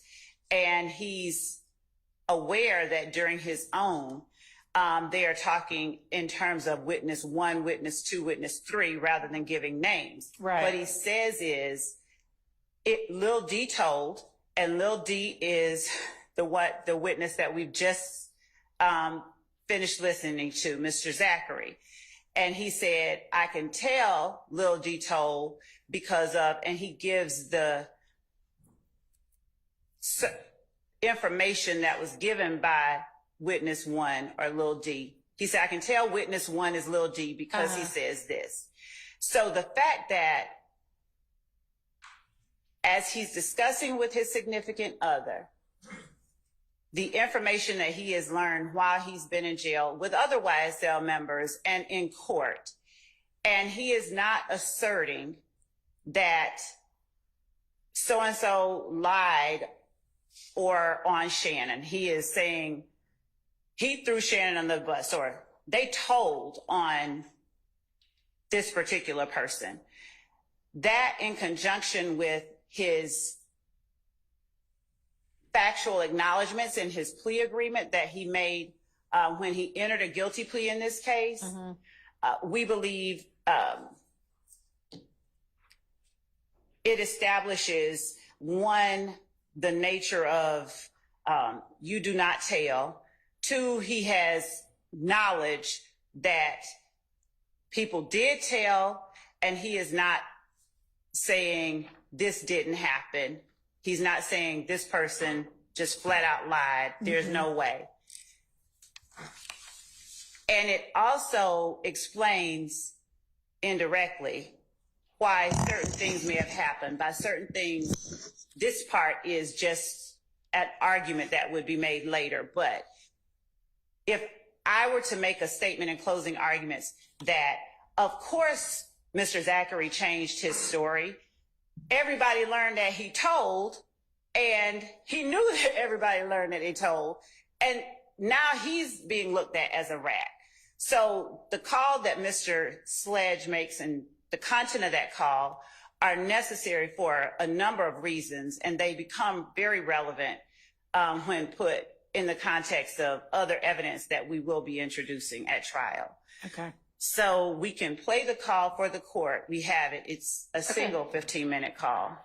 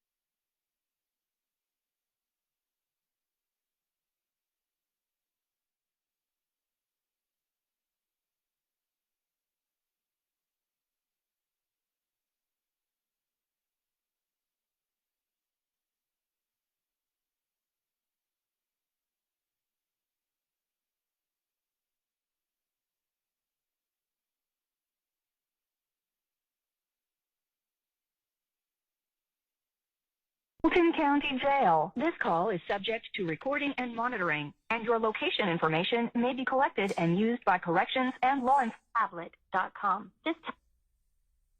During special moments as .net to learn more. What should be telling Quanah for her to be doing how she be doing that? Man, I ain't even talked to Quanah. I seen Quanah in the courtroom with Tip today. I swear to God, I ain't even talked to Quanah. I seen in the courtroom today with Tip. I was shocked when I looked back. Only thing what made me look back, cause when they first started calling the charge out, that nigga Peanut them dad punched the damn thing and got up and walked out. So folks did miss you today, though. You know, Derek called me and told me everything. What did he say about the bond, though?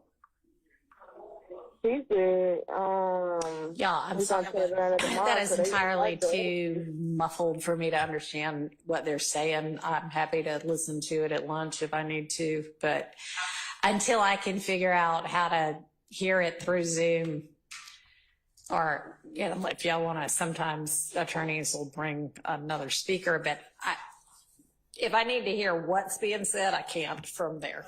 Sorry. So I do have speakers, but I'd rather test it and then, well, I can try and test it, but I can send it to the court. I mean, if there's an interview we need to get through anyway, why don't we just do whatever the small, I guess, more discrete objections are to that interview. So Mr. Shart's characterization of the interview is correct. What he does during the interview is essentially he's telling the police, you know, you don't have to do your job. So there is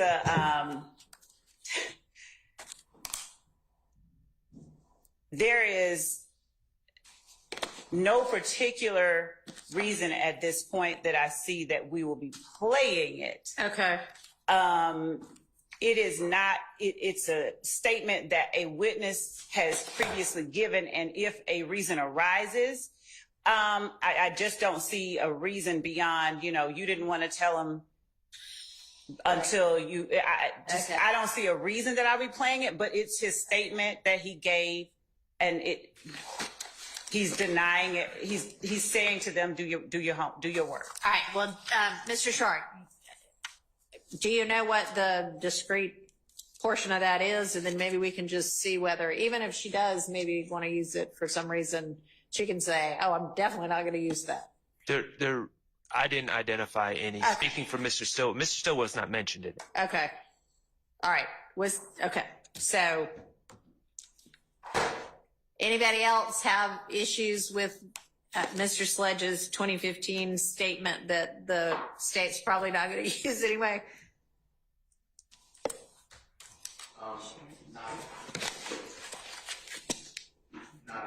Mr. Williams, all right. If it comes up, though, obviously we'll deal with it. Well, there's nothing in that statement that is harmful to Mr. Williams, okay. But, you know, depending on the circumstances, we'll find out. All right. Well, anybody else?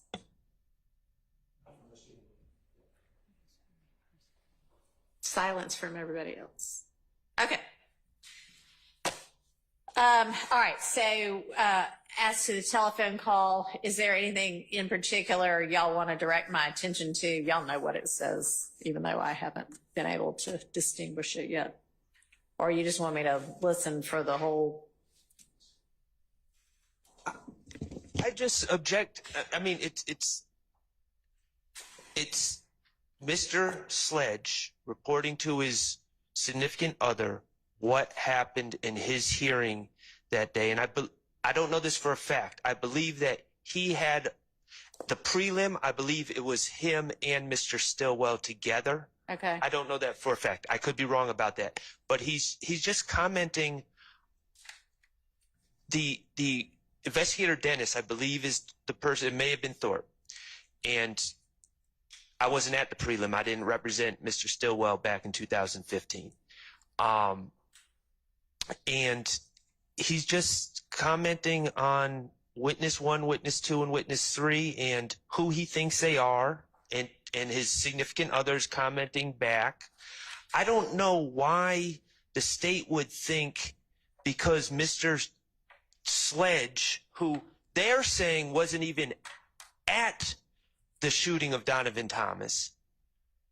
Okay, they haven't charged him with that. Right. I don't know why they think that the fact that Mr. Sledge isn't saying that's a lie about something he wasn't even at is somehow a tacit admission against Mr. Stillwell. It makes no sense to me. Okay. No, I mean, that I can see the logic of it. It may be that on that issue, it is inadmissible and not relevant. But in terms of him being able to tell from what witness 1 says and doesn't say versus witness 2 or witness 3, that he knows who that is, it may be relevant to their whole concept of everything that goes on within this YSL gang. Everybody shares the information for, and, you know, I'm tight with him and I know what's going on. So, which is one of the issues that they thought it might potentially be relevant for.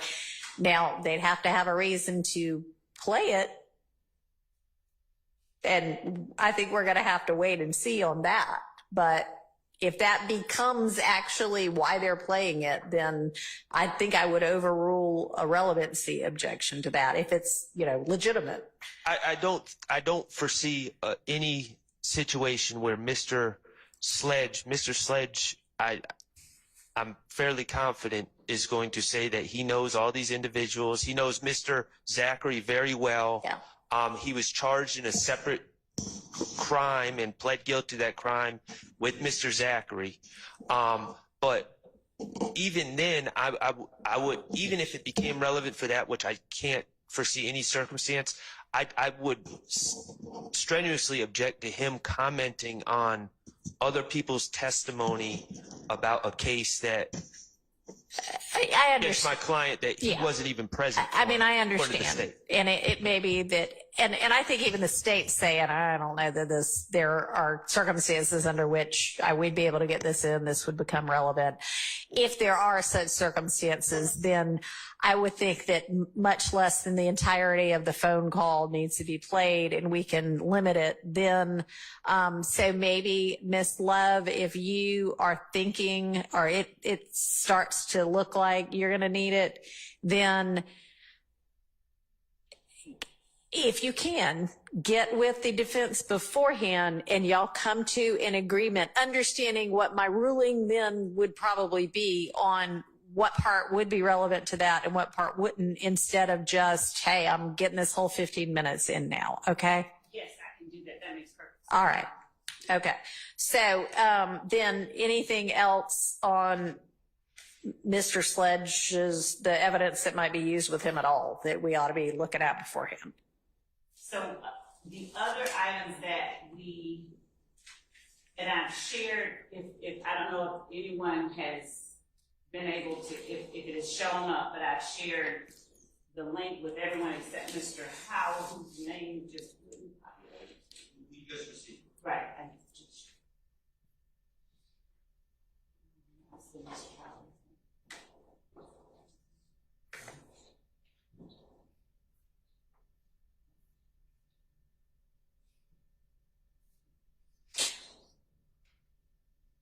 All right, so what other evidence is there? There's the phone call, there's this interview, what else? So there are also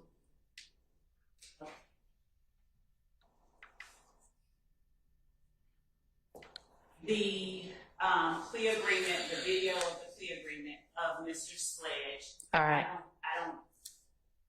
We have had the need to play other witnesses' plea agreements. All right.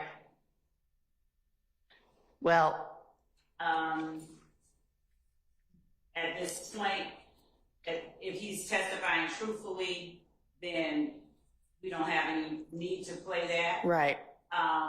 If he begins to intimate that I didn't know what was going on, it wasn't really freely given or Right. anything like that, then we would want to show him entering that plea. Okay. We also have, and we may have already admitted this, we're checking the exhibits, but there is the video where Mr. Sledge is with Mr. Zachary, and they are threatening Kelvin Watts. We've labeled that, if we haven't already admitted it, as State's Exhibit 398 Yankee. There is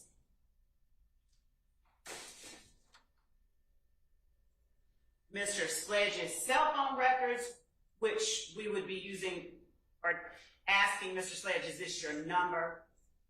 Was this your number at that time? All right, and would that be the only purpose of the cell phone records? Well, Or are you planning to be using the cell phone records to show some things? to ask him about numbers within them. Okay. That he remembers. Okay. He doesn't, to ask him about specific Sure. persons and numbers. All right. And of course, we have Agent Bernie later on who Is going to be able to say whose number is whose, I guess, right? will be able to apply it. Now, Okay. we have Detective Dennis who would be able to say, and ADA Sprinkle who would be able to say what we determined was the owner of the Okay. accounts for each the numbers that are relevant. All right. Do y'all anticipate, did the defense anticipate objection to that?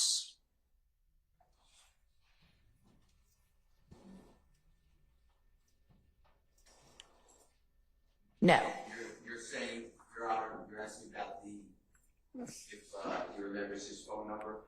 No, I don't. Okay. And how about the 398Y video being used with, I mean, if it's already in, then the evidentiary objection's been dealt with anyway, but we haven't, I don't know where that list is right now. And he's in the video? He is. Okay. We're talking about the video with Mr. Zachary and Mr. Sledge. I don't think that's in there. Okay. If it's not, that will be 398Y. Uh-huh. And Mr. Sledge, I believe during his interview, he talks about that. Okay. Is this like a music video? No, it's a video, like a selfie video. Okay. Of someone filming. All right. And Mr. Zachary threatening Kelvin Watts. Okay. All right. If there's, we can play that. It's not even long. It's about less than 5 minutes long. Probably about 2 minutes long. If there's a specific objection to that. Y'all all seen it? Is there a specific objection that you know of now? Or that you know you might have? Just want the instructions, I think, that you talked about that we 105, Mr. Williams is not in that video at all, and it's up to the jury to determine whether that should be. All right, well, I mean, I keep asking for an instruction or a proposed instruction, and so far nobody has been forthcoming with one. So, and I've told y'all until you get me something to consider, there's not much that I'm going, the burden, the onus is on y'all at this point, okay?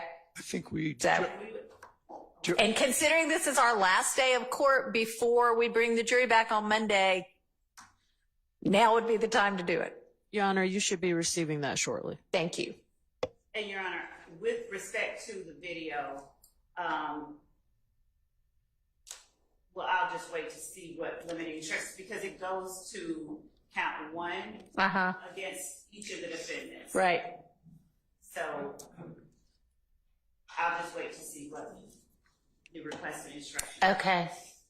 So a potential limiting instruction, but with regard to anything else about the contents of the video, y'all don't anticipate an issue? Okay. All right. Any other evidence for him? There's 2 social media posts made by Mr. Sledge on the night that Donovan Thomas was killed. Okay. And they are, one is Mr. Sledge's that night around the time of the murder, he's watching the Patriots and he captions it that he's watching the game, Let's Go Patriots. And there's another one where he is shown watching the game Okay. with his small child. All right. There is what we label Stacy Exhibit 399 Yankee. It's a video of Mr. Sledge. He is saying,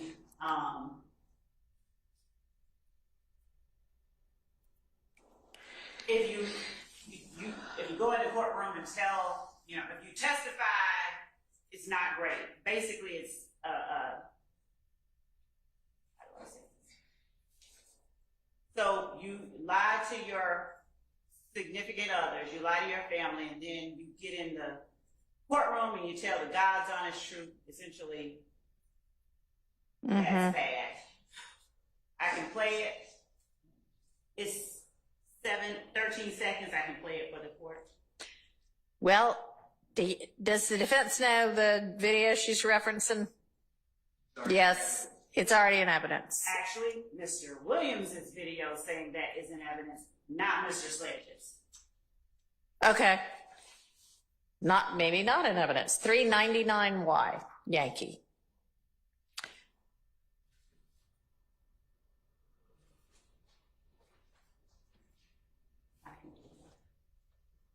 And I'll just All right. share it so we can. Okay. Share it via Zoom. All right. Give me a sec to get Zoom opened. All right. You can lie to your kids, you lie to your mama, but you get in the courtroom and in the investigation room and tell them punk ass people the God honest motherfucking truth. Pussy ass. That's it. There's a word he uses at the end. But yes, that's the extent of that video. And this, we'd argue, it shows the sentiment that YSL members have towards, frankly, people telling them. Okay. Object to that.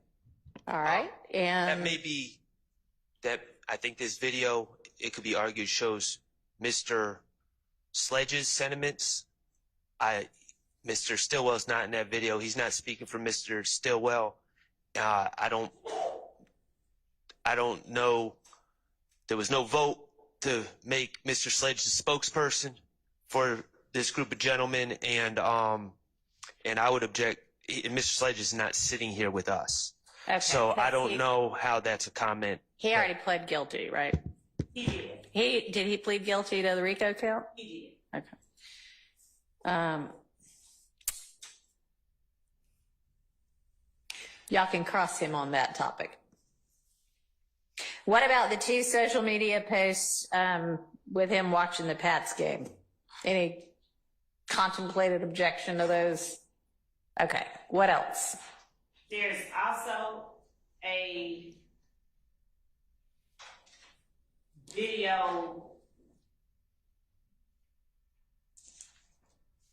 that he posts, not a video, but a social media posting that he makes on June 24, 2015, free little D like right now.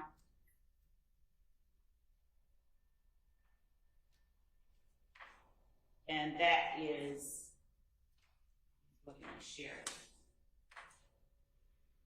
Is he saying it, or is it just like a written post? It's just a written post. Okay. It's just, Okay. Anybody anticipate objection to that we need to deal with? No. I don't know specifically what she's referring. Oh, is that it? on the screen is the post. Oh, and I can do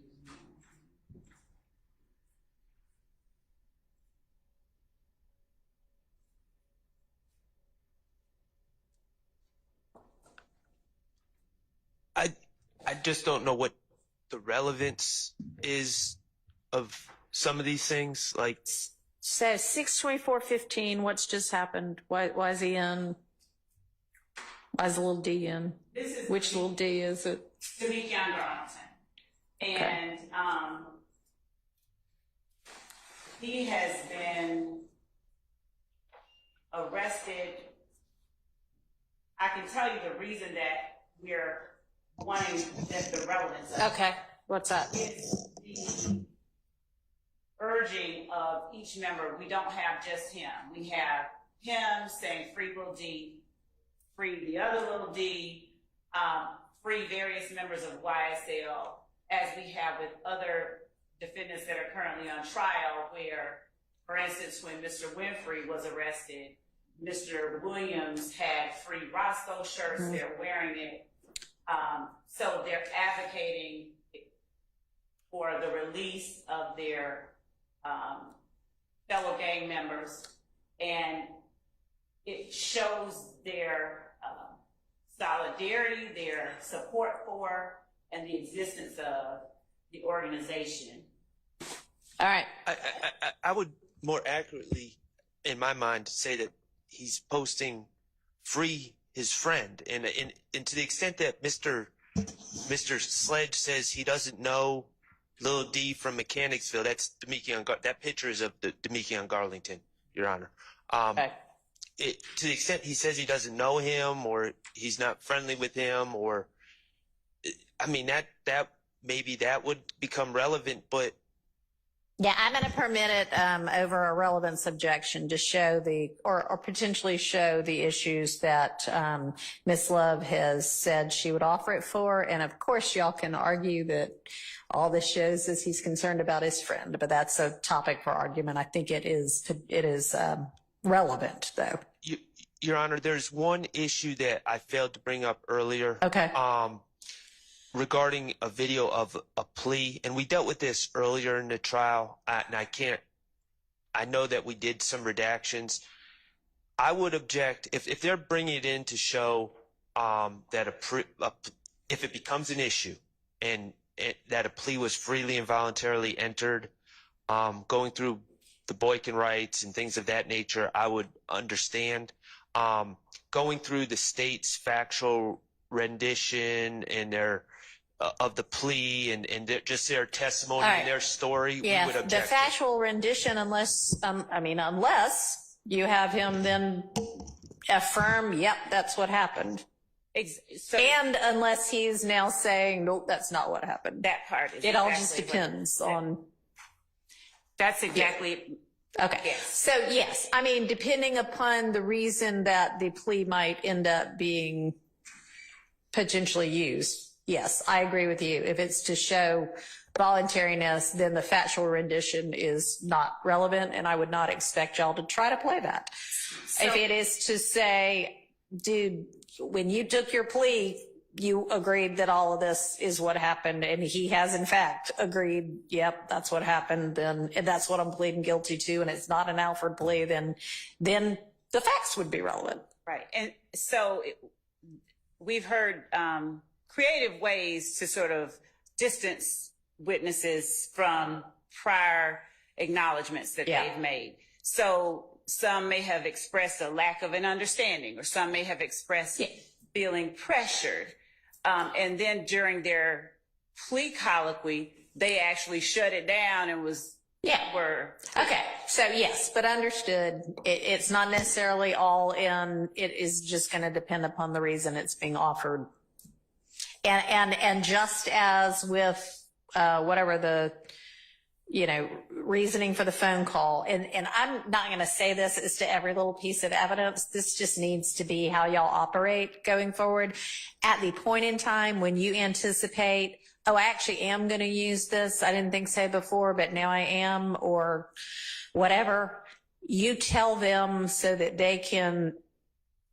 all of us don't have to be scrambling. Okay. Okay. Advance notice to the other side about things that are likely to be evidentiary issues, so we can deal with them at an appropriate time and not be sending the jury out every 10 minutes. And so, Judge, we will definitely abide by that instruction. And I guess we'll ask for more granularity. a little bit more clarification if in the middle of questioning. Obviously. And I mean, that's why we're kind of going through all of this now, is so that most of it you're already going to know in the middle of questioning. Here's how I can use this. Here's the part that needs to be redacted out, whatever. But, you know, like for one of them, you said, I just really don't anticipate in any way using that. And then if you're like, oh, you know, we're in the middle and we take a break at lunch, you tell them at lunch, at the beginning of the lunch, yeah, I'm going to use this after all. It's just as much heads up, as much advance notice as possible. And given that you are supposed to be providing all of the evidence in detail for, you know, the first 30, and I think you're almost to the point where you're supposed to provide it for the next 30, this shouldn't be an issue. But, okay. Mr. Harvey. You wanted to say something? Yes, one other point, Judge. With the previous exhibit and this exhibit, we previously had a ruling and discussions about the commentary on these. Oh, I can't even see that because of what's on my screen. But yeah, we don't, I mean, I don't think, unless the comments are relevant, let's not have those on there. So Now, sometimes the comment might be relevant. But we don't know who's making the comment. We can't cross-examine the commenter. And we have had Judge Glanville rule that the comments come out previously. Okay. I mean, who is this that's commenting 70 likes, one comment?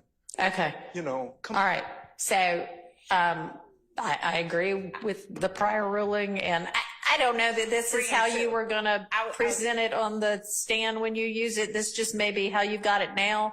But make sure before it shows up on a screen with a jury that whatever limits have been placed on this, you abide by them. I mean, I saw the slide from the opening that had something on it that had been specifically talked about and ruled that you had better not in any way put that before the jury. And lo and behold, it's up there on the screen.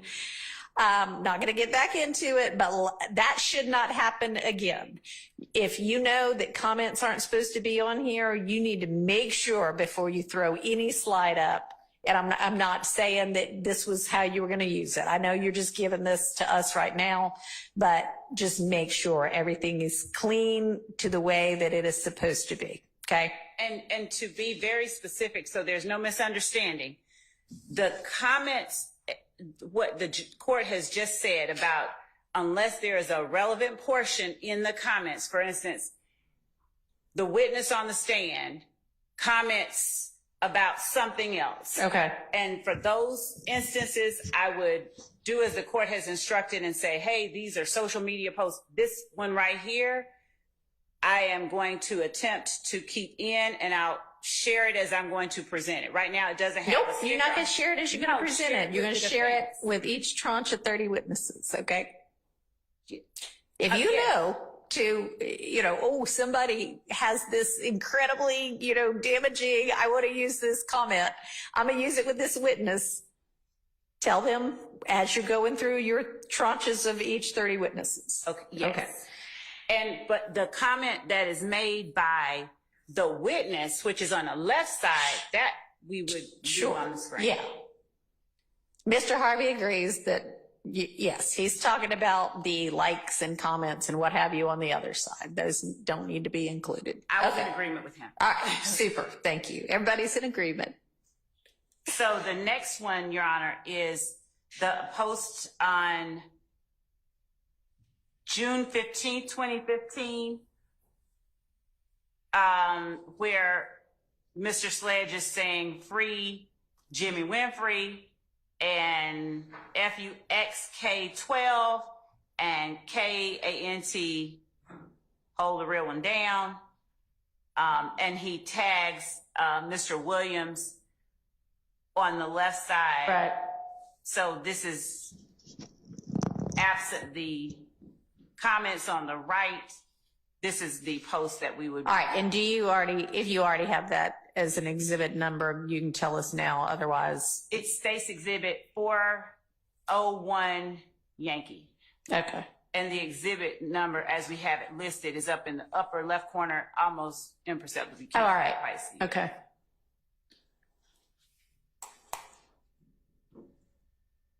Does the court want me to just keep going? All right. So I'm not hearing any objection. The next one is State's Exhibit 402 Yankee. All right. We don't, if you've got a series of free XYZ, free ABC, and they're all pretty much the same, then I don't need to see them all right now. Okay. They're all going to be the same issue, and you can do that. Okay. This is not saying free anybody, but it's saying happy birthday. Okay. Mr. Stillwell. Okay. Stop putting me on fucking fake pages, because I don't give a fuck, man, what y'all say, what y'all do. Anybody want to see me to? I'm here. I don't hide, and I do not run for fuck niggas. You did. Your Honor, this is relevant, and we would seek its submission for you hear the comment, but then at the bottom underneath the photograph, it has FR, for real, 100, 100. And then the two little green snake emojis. Yeah.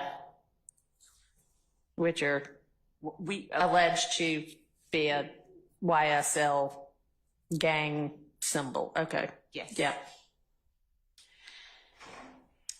We've already admitted the content, the group photo that is now labeled States 405 Yankee, but because of what Mr. Harvey pointed out, that we had taken out comments, I was not certain without looking back at it whether the YSL, FUXK, the rest love had been admitted, and for that reason, I sought to admit the whole post, since this is the witness that made the post.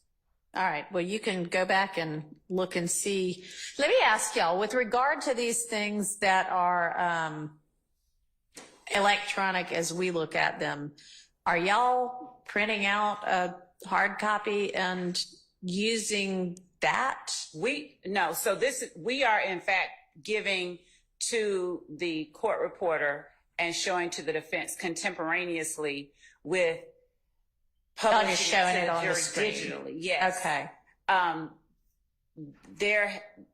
And so I guess the reason I'm asking is, so whenever you used 405Y before, how do you now know whether it contained the comment at the bottom or not? We have given the court reporter hard copies. Okay. That is not the case with all of the exhibits that have been tendered. We have, but that's how we know what. So y'all can go back, well, you can go ask Ms. Weaver on 405Y, does it contain the comments or not? Right, we can go back, and it won't be labeled 405Y. We have the list of the exhibits, and we have the description. Okay, well, whatever it was labeled at, let me ask you this. If it was labeled 205Z before, and now and we find out that it does in fact contain those comments, you're not going to re-tender it as 405Y, right? No. That's only if it doesn't contain the comments. Correct. Okay.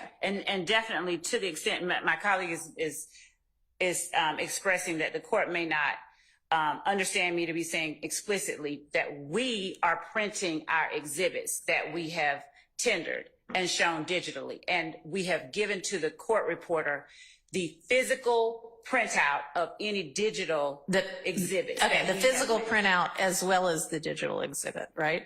Or by the end of trial you will. Right. Okay, For the digital. that's fine. And I know that Ms. Weaver, whenever we get probably in a couple of weeks that the jury's gone, we'll take up, let's figure out what evidence is actually in and out. Maybe that's what we'll do that week. Not the whole week. We'll get lots more done than that. But I do know there is an issue with regard to a couple of defense exhibits because they were only shown, I think, on a laptop, and we'll just have to sort that out at some other time. But we need to think about going forward. If you're walking up to a witness and showing them something on your laptop, you might need to take a screenshot of what's on that laptop so that then the court reporter knows what it is. Okay.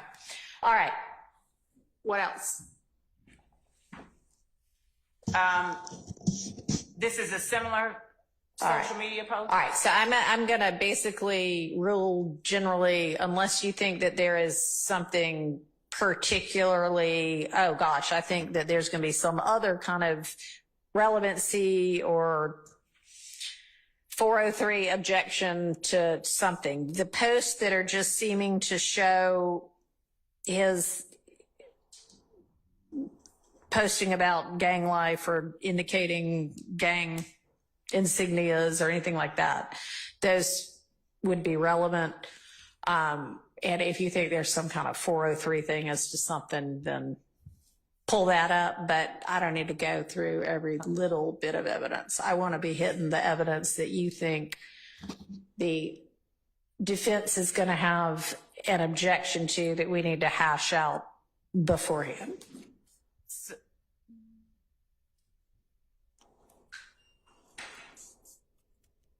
I don't.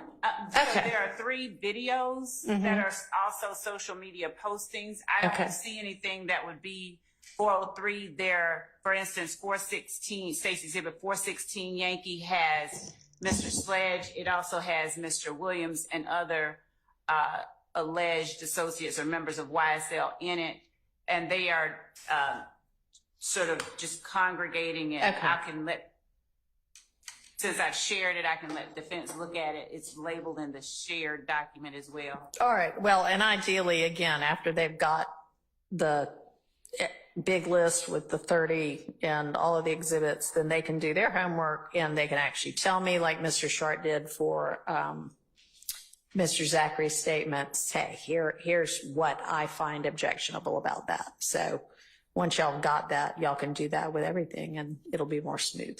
All right. So, but you think that pretty much for Mr. Sledge, after what we've discussed, you'd be good to go, and the defense likewise. Okay. I do. I have shared with the defense just the case that is like the printouts from Mr. Sledge's federal case. I don't foresee, I'm not going to try and tender that as evidence. There may be a portion of it that I reference or need to reference, if depending on how he testifies, to refresh his memory or something, but I'm not going to try and enter his federal case as evidence.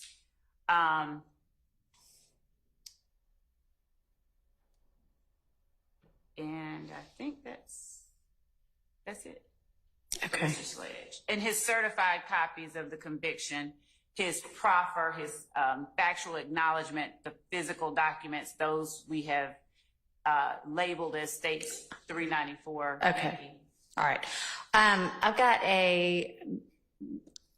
gotten the proposed limiting instruction now, and Mr. Matthews, you are requested in my other courtroom for the trial calendar. You know what that issue is, so can you run up there to the judge handling that case real fast? We'll recess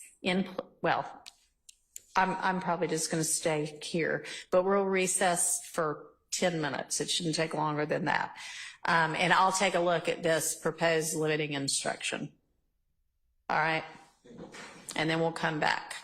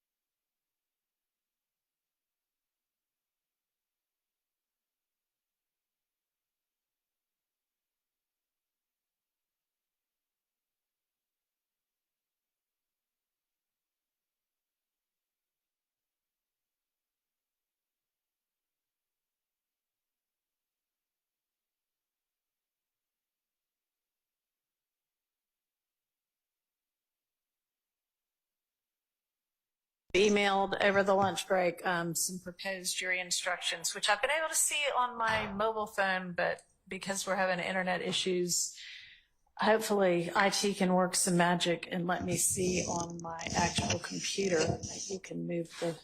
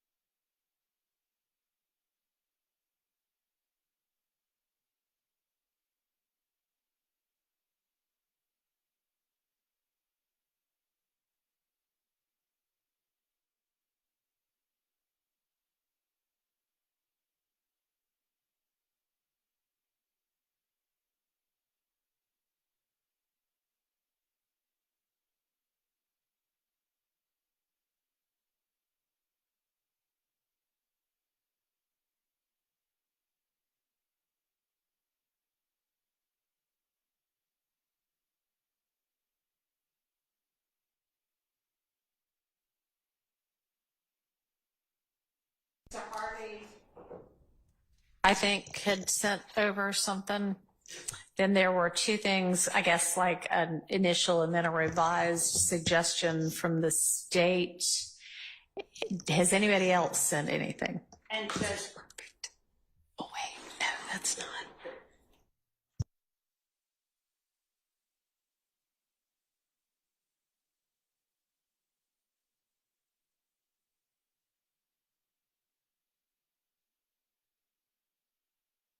the suggested instruction sent by the state dealt with the... Right, Mr. Copeland, how to handle Mr. Copeland's thing.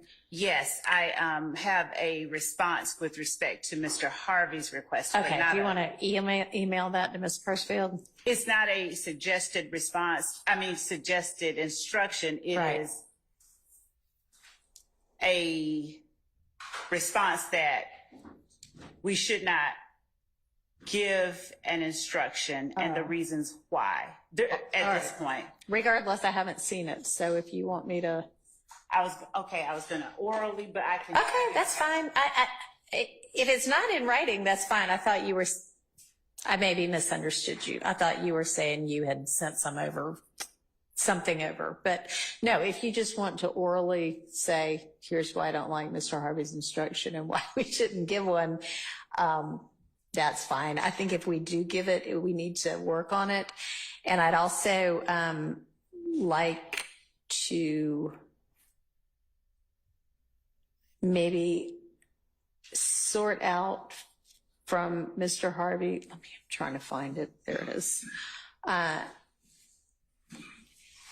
So there's the kind of limiting concept about RICO versus other counts, but then there's also included in the same instruction, hey, here's how you might consider prior statements. And are you just proposing that I give some general instruction like this at one point and then we move on? Or I'm not sure what you're proposing. Okay. When, for example, we have Mr. Copeland on the witness stand, we've spent an inordinate amount of time going through his prior statements to weed out those portions that may or may not be admissible. But the point of the prior statements is that he is being impeached from his testimony at trial. And if it is impeachment evidence, then it can be considered with regard to the credibility of Mr. Copeland and for the act in question, but not for any other purpose. That is, I guess, my point.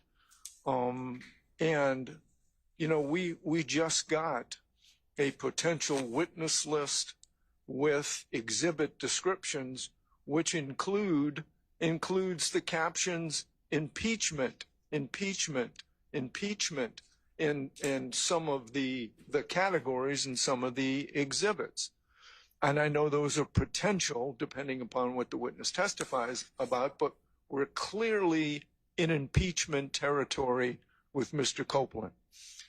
So I understood Your Honor to say, look, this may be admissible against everybody because they're all charged in count one, and that was the first part of my proposed instruction. That's what I understood you to say yesterday, and I don't really have an argument. You know what? Thanks for bringing that to my attention, because you're right. I guess, yes, during this exercise, yes. I guess at some points I've been thinking about, okay, substantively speaking, how does this come in? And you're right. If we're thinking about certain of these things as coming in only if they are prior inconsistent statements, then yes, you're absolutely right. So yes, thank you. Well, that's why it was okay. Joined together. Okay, so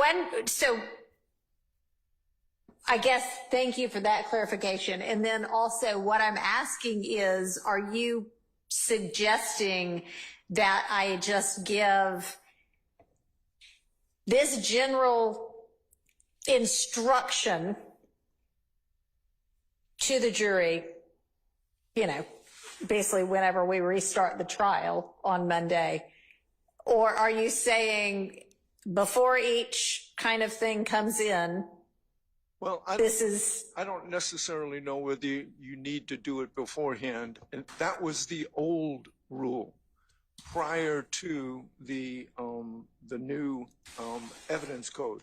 And I think the old cases, and they were old cases from like 1990. Can you try to speak into your mic? Oh, I'm sorry. I know it's a lot to do at once. The old cases were from like 1998, and they said you got to give it beforehand. And you said that yesterday.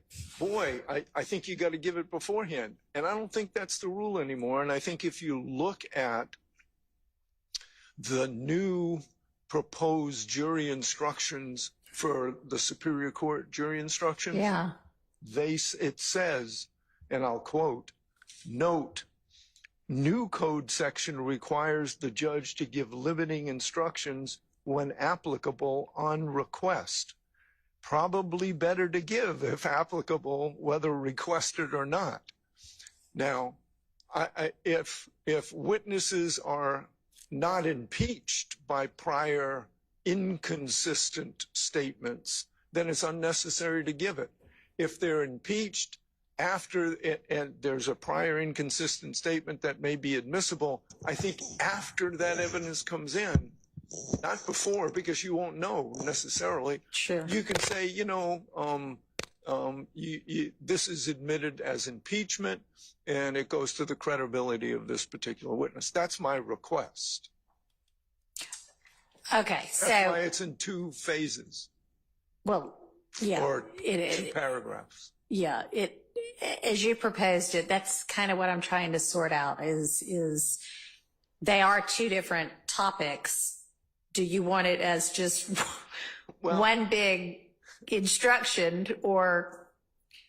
And no, I don't think that it's appropriate every time a witness is impeached to say, hey, this might be impeachment, or this is or was impeachment, and here's how you consider it. Well, and not talking necessarily to kind of impeachment evidence, but sometimes there's other evidence that comes in for a limited purpose. I agree.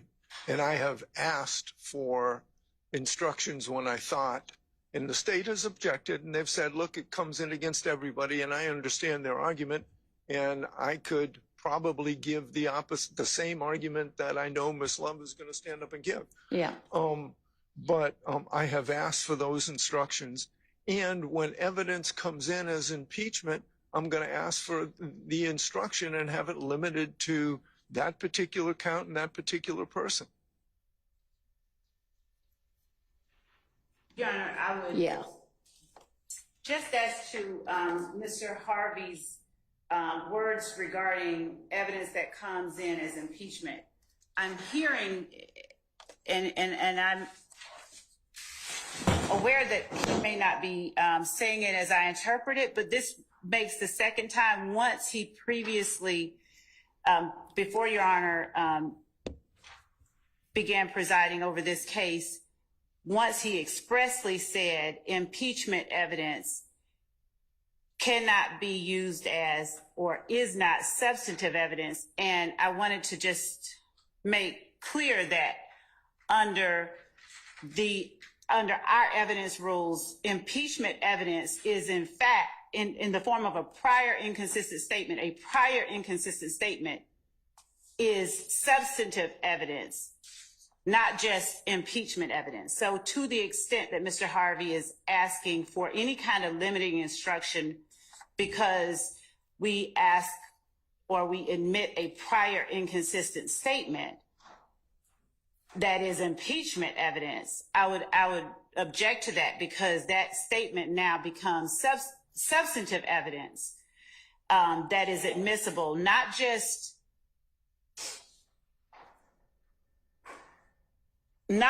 for one person or to somehow attack the credibility of the witness on the stand, but now it becomes substantive evidence of what is stated, of what is given in that prior inconsistent statement. And because each of the counts in this indictment are alleged as overt acts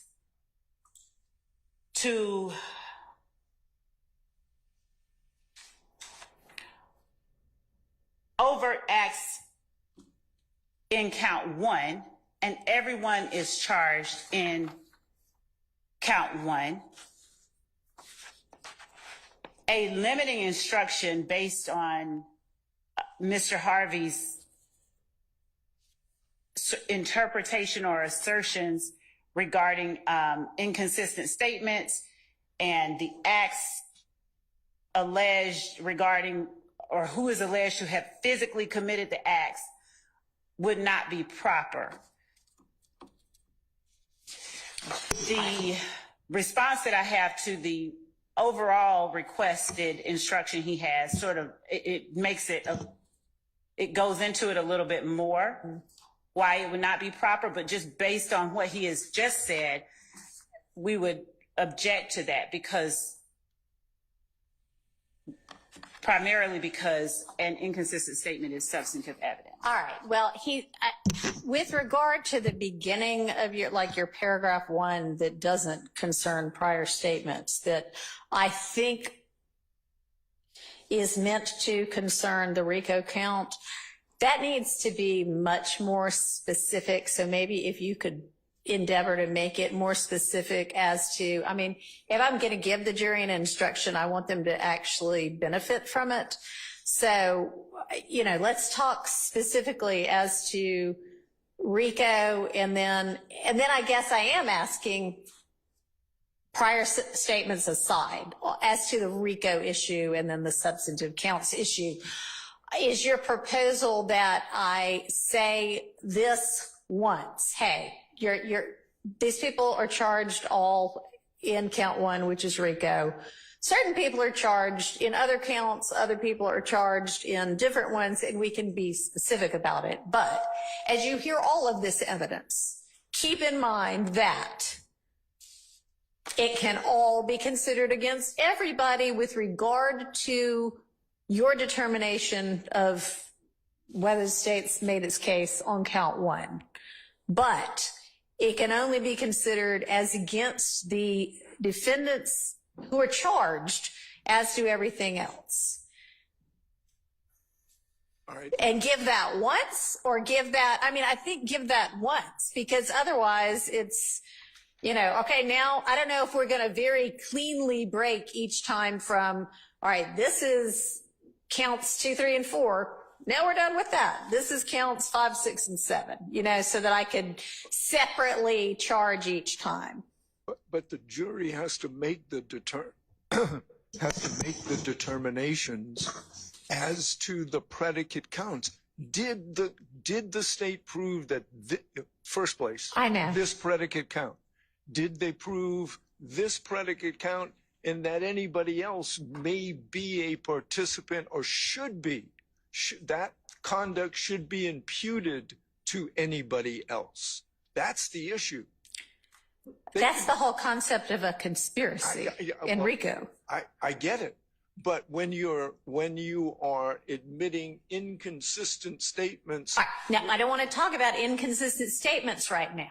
I'm talking about how to handle the RICO count and what should be limited with regard to that. Okay, we'll get to the inconsistent statements in a minute. We will try to make it more specific and resubmit it. If that's what I understand. All right. Yes, and then do you all think that and I know you don't want one at all from the state on how they should consider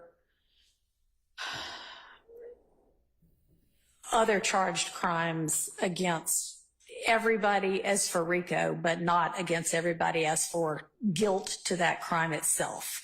But assuming I'm going to give one anyway, is the best way to do it a one-time, let me explain this to you and how you consider it, and not every time we move to a potential different crime? I'm leaning that way. So I'd like for y'all to try to craft something that way. So anything else on that? Just to say that broadly, to give an instruction at any juncture other than the end as it relates to the RICO count and how it should be considered would be confusing and premature because it would be incomplete.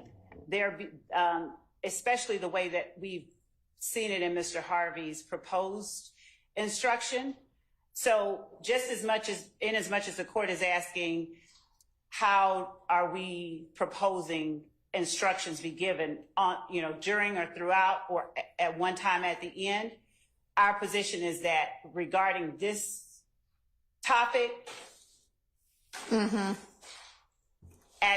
at the end, at the very least, one time at the end, and we have more to say that we can put in writing in response to Mr. Harvey's. Okay, well, I don't think it's particularly helpful to have the jury not have any idea how they are supposed to be considering and evaluating this evidence while they're listening to it. And I know they're not deliberating on the evidence until they all get together at the end of the case, and I know that they are not making any kind of determinations about it until they're deliberating together at the end of this case. But as they're taking it in, it might be helpful to have them know how to be conceptualizing it. And if this were my trial from the outset, yeah, it would be pretty bizarre for me halfway in to be like, oh, hey, by the way, here's an instruction about it. I would have done it before now. But if I'm going to do it, it's not that weird for the first time they see me while I'm telling them other things anyway to say, and hey, this might be helpful as well. Here's something that you need to think about, and here's a way to think about it. So what I mean for that is, and I mean, I think I'm making the decision anyway. I think the appropriate way to do that is to give that instruction once and then give it again at the end to remind them, but not throughout the entirety of the trial each time we move from one set of crimes to another. So Your Honor, I'm going to let Mr. Atkins address part of what the state's response is, and then if the court will permit me, I just have to say a little bit more after he addresses the first part. Go ahead. Your Honor, I just wanted to highlight that I think an important thing to consider, because there seems to be conflating the concept of relevant evidence and admissibility at trial. with every defendant being charged in count 1, the RICO, evidence of, for example, Act 39 we talked about, Mr. Winfrey. If the jury finds that overt act was made by Mr. Winfrey, that is relevant evidence to their overall determination. And so I think any instruction, if the court were to give one, I think, as the court alluded to, it needs to illuminate something in the jurors' minds, not confuse them, but explain something. With every defendant having count 1, there's no defendant who's not charged with that. So all of the overt acts which track the indicted counts, if someone is not mentioned in evidence presented in Act 39 and defendant X is never mentioned, the jury never hears any evidence of that specific defendant, that evidence is still relevant when they're deciding count 1 for that defendant who was never mentioned in said act. And so and of course, RICO trials of this nature, the jury instructions, they take a lot of heavy lifting legally and thought. And the case law makes that clear that what instructions the jury are given, it's very important to be clear and concise because it's naturally with so much evidence it's important to get those instructions right. And so I think that is just an important thing to keep in mind of relevancy versus admissibility. And some of things in regards to relevancy, if they're admitted by this honorable court, any argument can be made at closing of why it is not tethered to their client or why the state didn't prove count 1. And I just wanted to share that because I think it's important when thinking through this and to ensure as well, given the endeavor of jury instructions at the end of trial, that whatever we instruct the jury now, we don't want to instruct them something different later after a more fleshing out of all of the jury instructions, because of course jury instruction as a whole are what's considered from appellate courts in terms of if one specific instruction was proper or improper. And so I just wanted to highlight that for the court while we're thinking through this. Okay. And Your Honor, I just wanted to tag on to that, that I heard Mr. Harvey reference predicate acts, and I wanted to just emphasize how overt acts are not necessarily predicate acts, and we don't have to have any predicate acts in this case. And Mr. Harvey's instruction that he's given the court so far is just wrong in that it implies that evidence introduced under count 1 is not something that can be introduced against every defendant. Just to follow up on the admissibility or relevance distinction Mr. Atkins just made. The other point that I wanted to make is that understanding the court's inquiry and concern about instructing the jury and making it clear for them how they are to consider evidence as we go along, my question regarding the instruction that Mr. Harvey has proposed is what problem exists right now that we are trying to solve with the instruction? And my answer to my own question is that there is not one at this time prior to the close of the evidence that requires us to give the type of limiting instruction that Mr. Harvey is requesting. Right now, as it reads, his instruction is misleading and it's confusing. Well, yeah, it is not particularly helpful at this point in time. It's a start because he at least sent something. So, which is what I've been asking everybody to do for the last week and a half. But yeah, no, it's not what we're going to use. It is not particularly elucidating, but it is at least something. So thank you for that, at least. May I respond? I'm sorry. I didn't know whether you're done or not. I was just going to point out that his instruction, it sort of implies something, but that proof of a substantive RICO violation is not an element of the conspiracy violation that we've alleged in our indictment. Well, and I mean, in all honesty, nothing about this even mentions RICO, which is what we're trying to clear up for them. So it needs to be much more specific and targeted also. I mean, this is just general amorphous, Well, not helpful. that, you know, Sorry. I understand, and it's very hard to pinpoint. I think it's extremely difficult, and in that sense, please don't quote me. I agree with the state. First time in my life, perhaps. Yeah, probably so. But I think what the state is doing is conflating the gang charges, because if these go to the gang charges as well, then I want you to instruct the jury every time gang evidence comes in that the mere participation in illegal activity with a gang member or gang members does not, as a matter of law, constitute gang activity. Right. It's got to be in furtherance of the gang. And I will give an instruction to that. It will not be every time gang evidence comes in. That'll be an end of the case instruction. But that's what's being conflated here. We're getting RICO evidence, we're getting gang evidence, and it's coming from the same witness. And that makes it very difficult to parse out, given that kind of That's why we're going to have really good instructions. And Your Honor, I agree. The gang is the enterprise that is charged. I understand. So let's get something much more specific than this. Now, on the prior statements thing, sometimes they're only impeachment and sometimes they're substantive evidence. So it's not true that every time a prior inconsistent statement comes in, its only way that it can be considered is as to the credibility of that witness. It's not true. I concede a split in authority.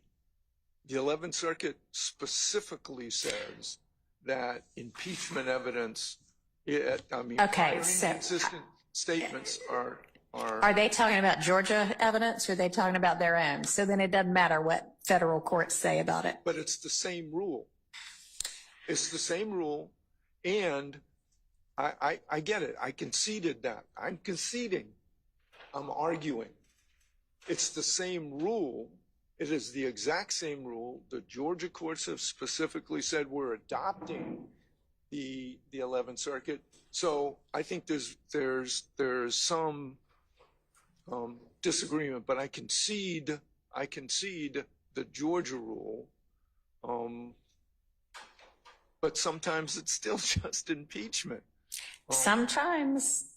So, and the state has said several times, both in their exhibit description and today when arguing to Your Honor, that's impeachment evidence. If we may just want to impeach them with that.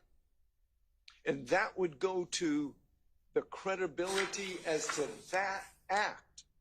And Mr. Nichols is not charged in that act. So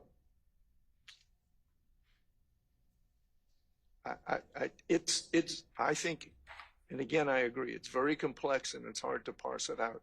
And I think it's difficult for us in the court. I know it's difficult for the jurors. All right. So with regard to prior statements, it's kind of whether we're talking about a witness who's testifying or it coming in some other way. But when you're impeaching a witness who's testifying with prior inconsistent statements, it's substantive evidence when it comes in. So, all right. Now there's the other issue of the jury instruction I am going to give. And obviously one jury instruction I'm going to give, we had discussed before, and it's, and I had read it out, but upon further consideration of some of the motions that have been filed since that time, including the kind of new spin on Mr. Stillwell's motion for a constitutional and fair trial with requested relief, and just considering some of the motions that have been filed, I think, by Mr. Williams since, I am actually reconsidering and have reconsidered and made a different decision about, at one point I had said I was going to just say disregard any comment about any of the actions of the lawyers, and I'm going back to the proposed instruction with that, and I'm going to say that may have been disparaging of any of the lawyers in this case, because I mean it is a fact that on the record some things were said about certain defense counsel that anybody who's an attorney would consider disparaging, unprepared, and unprofessional. So I'm going to address that and seek to cure that by just using that actual word. So that has changed with regard to my just general opening instructions about being the new judge on the case. Now we have to decide how we're going to instruct the jury about what to consider and what not to consider as to Mr. Copeland's testimony. Now, this assumes,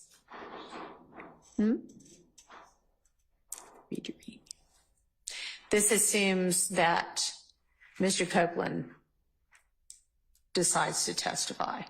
Obviously, if he decides at this point, you know, on Monday not to take the stand at all, then it's a pretty easy instruction because it's disregard everything you heard from this witness. But if that's not the case, then does anybody have a proposal for how we are going to, and I think that's what the state had sent something on.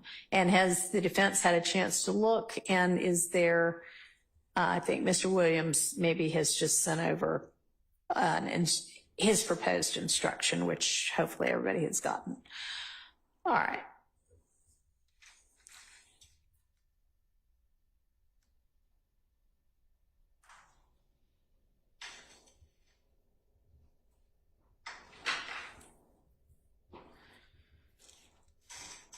All right. So Mr. Williams' motion, his language, that looks pretty good to me. Obviously, we don't need to include the case law sites, but I mean, that looks like a good thing to sort of work from. Now, one thing I guess I was asking, but not very clearly yesterday, was it seemed like there was kind of a fairly clean break between the topics that were covered before the recusal motion and the topic that was covered after the recusal motion. And that being, I think like on the one day, the question opened with, all right, now let's turn to the murder of Nutt or the murder of Donovan Thomas or whatever. And that was after the recusal motion had been filed. So was there any discussion of the murder of Donovan Thomas with Mr. Copeland prior to the recusal motion? Because it would be pretty easy to also say, not just with regard to dates and times, but anything about the Thomas murder, disregard, if that only came up after the recusal motion was filed. Your Honor, with respect to any reference, I haven't had a chance to listen to all of it and read all of the testimony that and all of the questions that Ms. Hilton asked of Mr. Copeland. But I can say that so I at this time I would ask that the court not instruct the jury as to disregard any specific subject because. Well, I'm wondering, so I mean, y'all have had the the point of getting y'all all the testimony was, well, one of the points was so that you could look at it. Yeah. I mean, I'm not saying I haven't looked at it. I'm looking for and reading it. Yeah. So, I mean, if there is kind of a break in terms of subject matter as well, that'd be an easy thing to instruct on. But does anybody know the answer to that? So you do? Okay. What's the answer? I misspoke yesterday, but there were video portions of Mr. Copeland's statements on early morning hours of January 11th, 2015, as well as January, I think it's 21, 2015, played for the jurors. They were small. They were like, quote unquote, real impeachment. Right. After that, though, after the motion to recuse was filed, is the wholesale playing of various recordings. So I don't think that it would be appropriate to say disregard everything. I have all my notes. Okay. And I have the transcript. Okay. But he did discuss things that you're talking about. He did discuss his relationship with Mr. Williams, his relationship with Donovan Thomas, with Mr. Kelvin Watts. Right.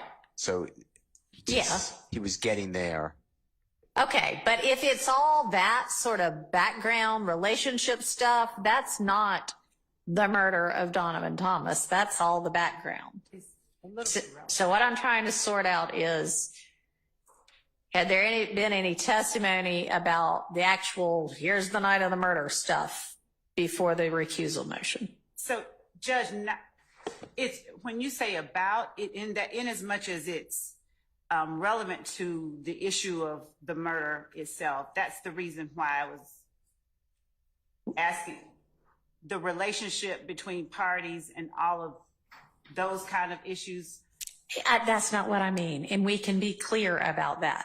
I mean, the night of the murder, the what happened, how the murder went down.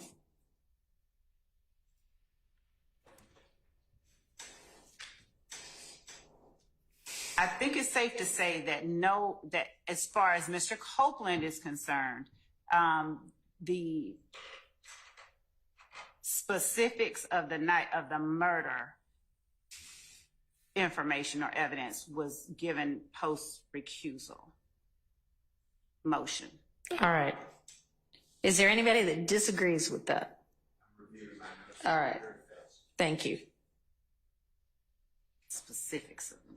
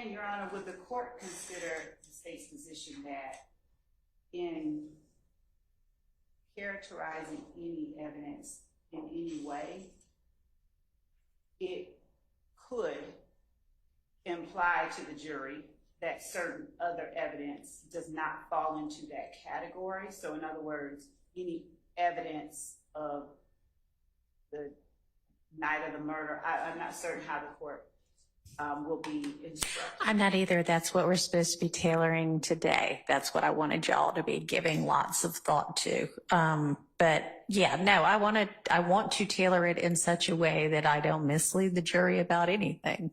But y'all all agree that we have to tell them to disregard some of it.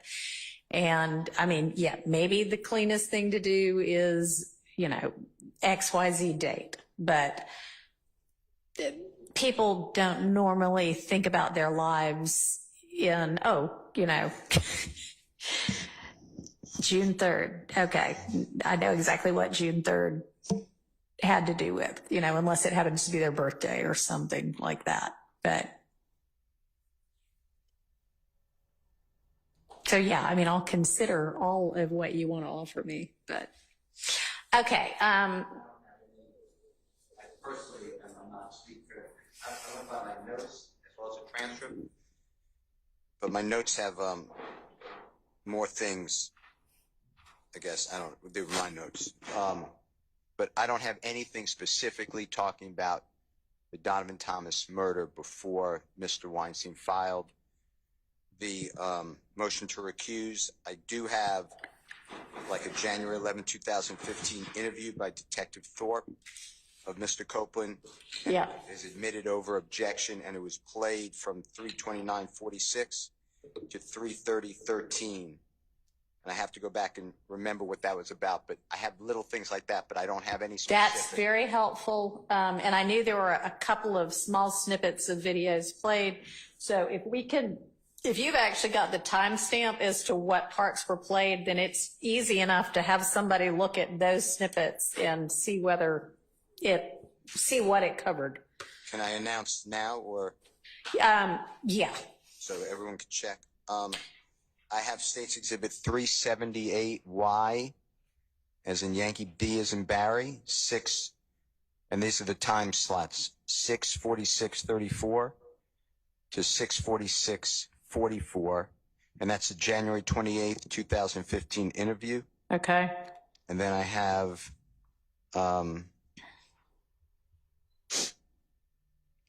the January 11, 2015 interview marked at State's Exhibit 358A as in Elisa, and it's at the time I just said, which is 3:29:46 to 3:30:13. That's what I have. And then I have nothing else about specifically his interviews after the killing. Okay, 3:29:46 to 3:30:13. Okay, thank you. And that's at 358A as in Elisa. All right, and I think that's our review had only revealed those two, anything from those two videos also.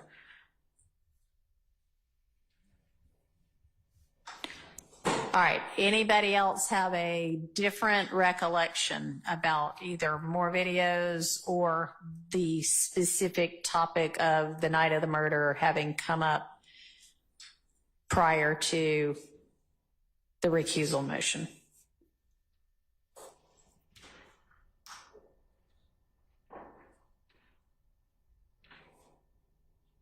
If so, please let me know.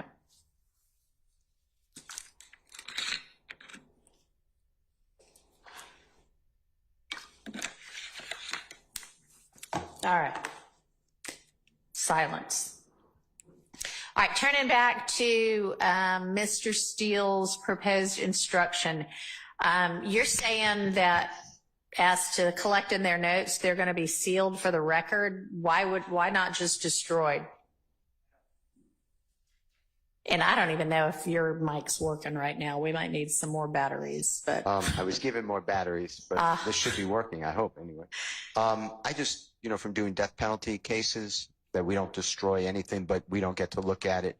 The court can look at the notes, I guess, but it goes under seal. That's how I've always been taught.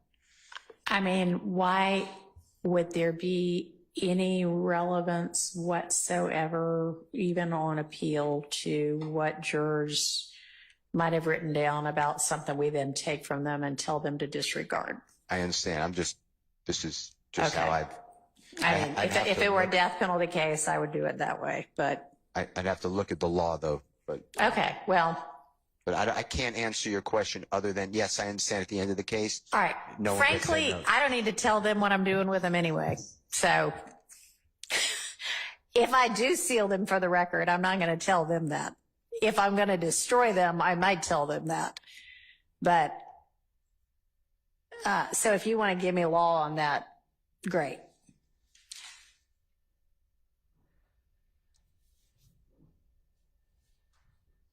All right, now, one other thing that I propose to do, because we're telling them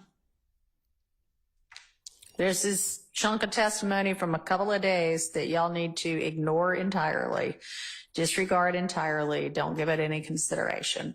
What I propose to do, in addition to instructing them on that, is to then do some version of, and Ms. Pursfield found a case that was pretty recent where a court had done this when they were having to say, ignore all that evidence, disregard it.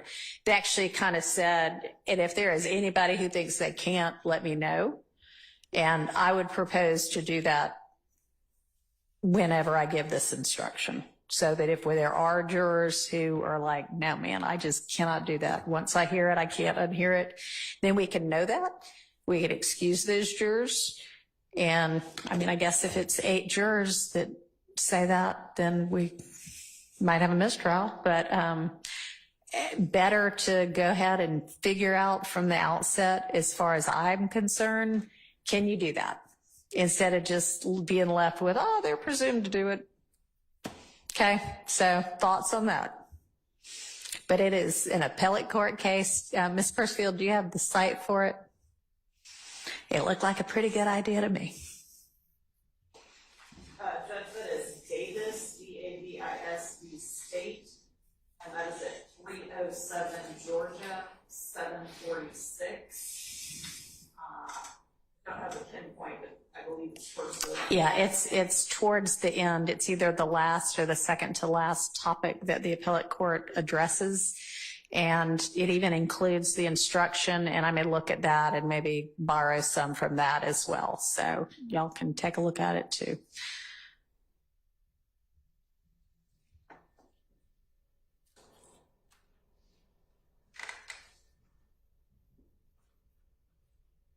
All right.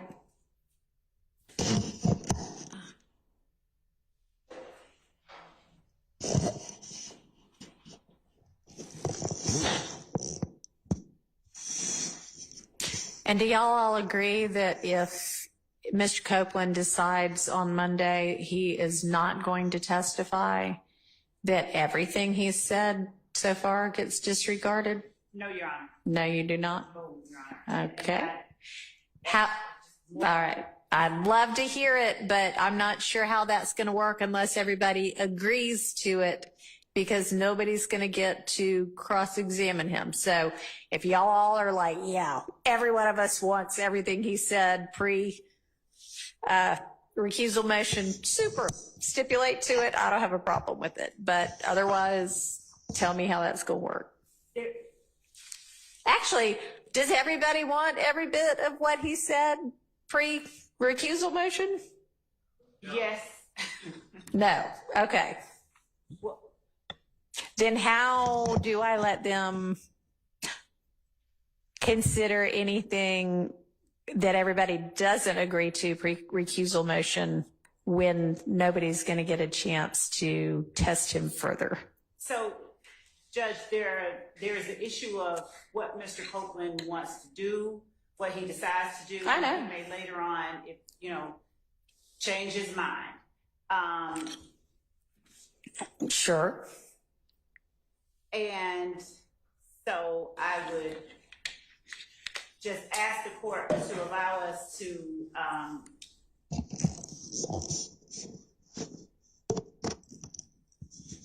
about what the court did. Okay, y'all, I have been asking you for the last week and a half to think about it and to get together on it. Specifically, if he chooses not to testify, because we were earlier, the court had said that regarding his decision not to testify, there were limitations as to what remedies existed. Yeah. And the court said that if we found case law to present it to the court. So Okay. I have been looking at that issue, and before I present the court a specific case, I want to make sure it's on point. But I'd like the ability to present that. Here's the thing. It's Thursday. We are not having court Friday or Saturday or Sunday. I'm bringing the jury back Monday. So Understanding that, all that I'm saying is that even if the court brings the jury back Monday, and on Monday Mr. Copeland chooses not to testify, Monday would be premature to tell the jury to disregard what he said, because he may change his mind on Tuesday, and then he comes in on Tuesday and they have to now consider what the court has told them to do. undisregard it. Right. Yeah. Well, So I would ask that, well, let me ask you this. Assuming that we have him in before we have the jury in and he says, I'm good to go, put me on the stand, which he will not say in that way, but we still at that point need to say, as to the 13th, 14th, whatever, disregard that, right? I mean, that's the time to say that, right? Yeah. Yes. Okay. So I hear you. It may be that he says one thing on Monday, which is throw me in jail. And then by Friday, he's like, I don't like jail. I want to come testify. Then, yes, they get to consider what he said on the 7th through the 12th or 10th or whenever it was, 12th, I guess. But I don't think we leave them hanging in the meantime. in the same way that sometimes we have to break from a witness if a witness gets sick. Yeah. They get sick in the middle of state direct. It would be not yet right to say disregard. Okay. What does anybody on the defense side of the aisle think about that? So, two things, Your Honor. First, I think Your Honor indicated that you want to make sure that jurors are able to follow the instructions. And so I don't know how we're going to be able to, without telling them to disregard, make sure that they're able to disregard the instructions. Secondly, if there's evidence that they're not supposed to be considering, I don't want them to be evaluating other people's testimonies further on in this trial while still considering something they're not supposed to be considering. I think so too. I mean, it's not ideal, but it may not come to pass, but I think that at the point in time when it appears to us, if it appears to us that he's not going to testify, we need at that point in time to say, discard everything you heard from this witness. And then if he later says, you know what, get me out of here, I want to testify anyway, then is when we say, okay, I know I told you to disregard it before, but he's available again to testify, so here's what you can consider. The rest of it, we're picking up from wherever. I just think that's the best we can do. So, I'm still looking at that issue. Just okay, well, I mean, that's fine. If you come up with something, let me know. All right. Okay, so have y'all yet gotten together on if he does not testify, what parts everybody agrees they want? Because there were clearly some parts that everybody wanted. Yeah. Or are you just, because y'all were all like, oh yeah, there's some good stuff in there. So if y'all all agree to it, fine. If you don't, also fine. Probably none.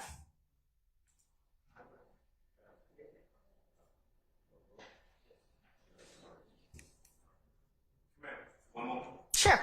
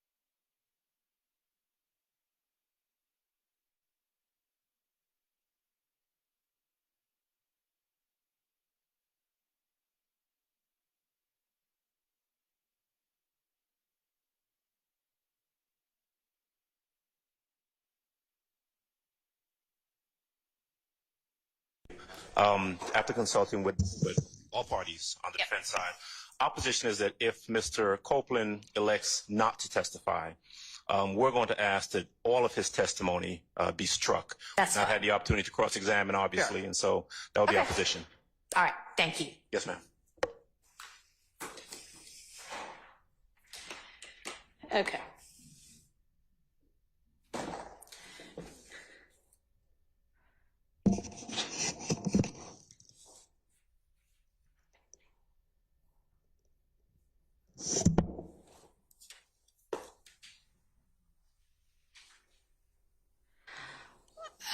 Okay, I think, Mr. Steele, you were going to get me some case law on,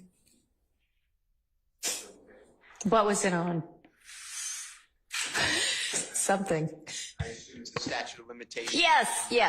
Yes. I have a whole brief on this, Your Honor, but in the meantime, if the court wouldn't mind looking at State versus Conzo, it's C as in Colette, O, N as in nice, Z, O. It's 293, Georgia Appeal 72. It's a 2008 case.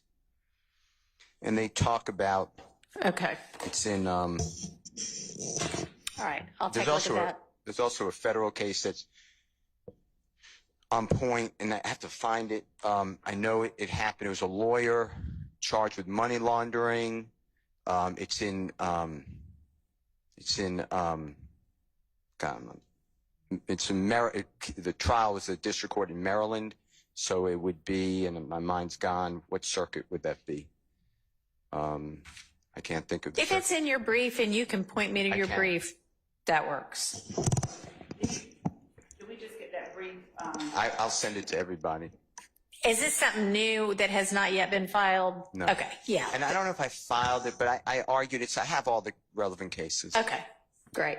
And Your Honor, with respect to just the argument that Mr. Steele makes, as it relates to, as I understood his argument is that, broken down, that the jury should look at the dates of the acts that are alleged, and if they only find that the state has, one, proven beyond a reasonable doubt acts that have been alleged further than 5 years before the indictment, that the state has failed to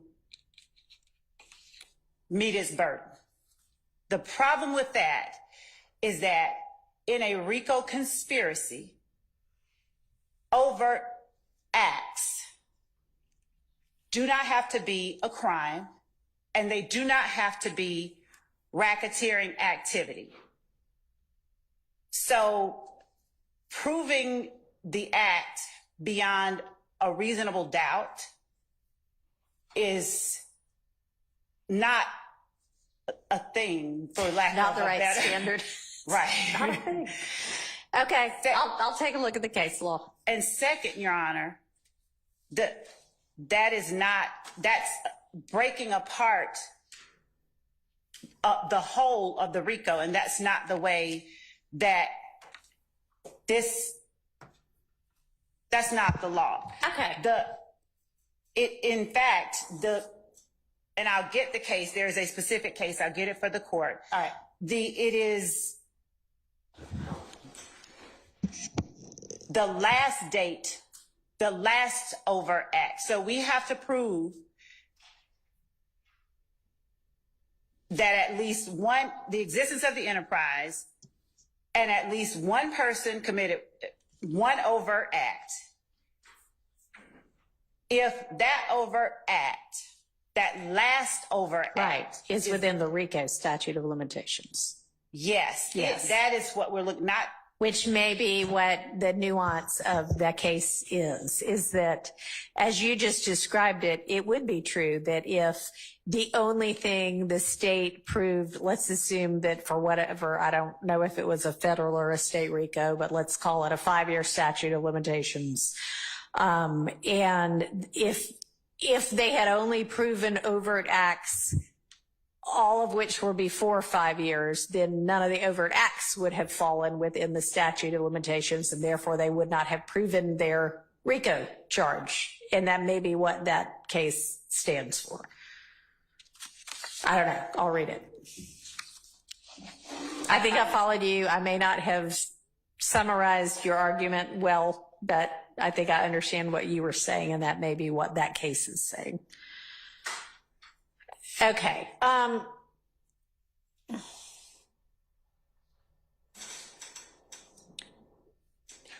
What I'm going to propose at this point is that we recess for about an hour, at which time I would like for you to all put your heads into these proposed instructions and then come back with, something to work from that is whatever y'all want me to consider as to each of these things, and let's try to finalize what I'm going to say on Monday. Okay, so we'll break till let's break till 3:30, which is an hour and 10 minutes. 20 seconds. Yeah. I just do something to. Yeah. Sure. We've raised this a lot of times. It's been overruled. Okay. But I just want you to, because it's going to come up, God forbid there's an appeal. I don't want the court to feel like we sandbagged you. Okay. I don't want to feel like that either. So I'm giving a copy of the case, if I may approach. You may.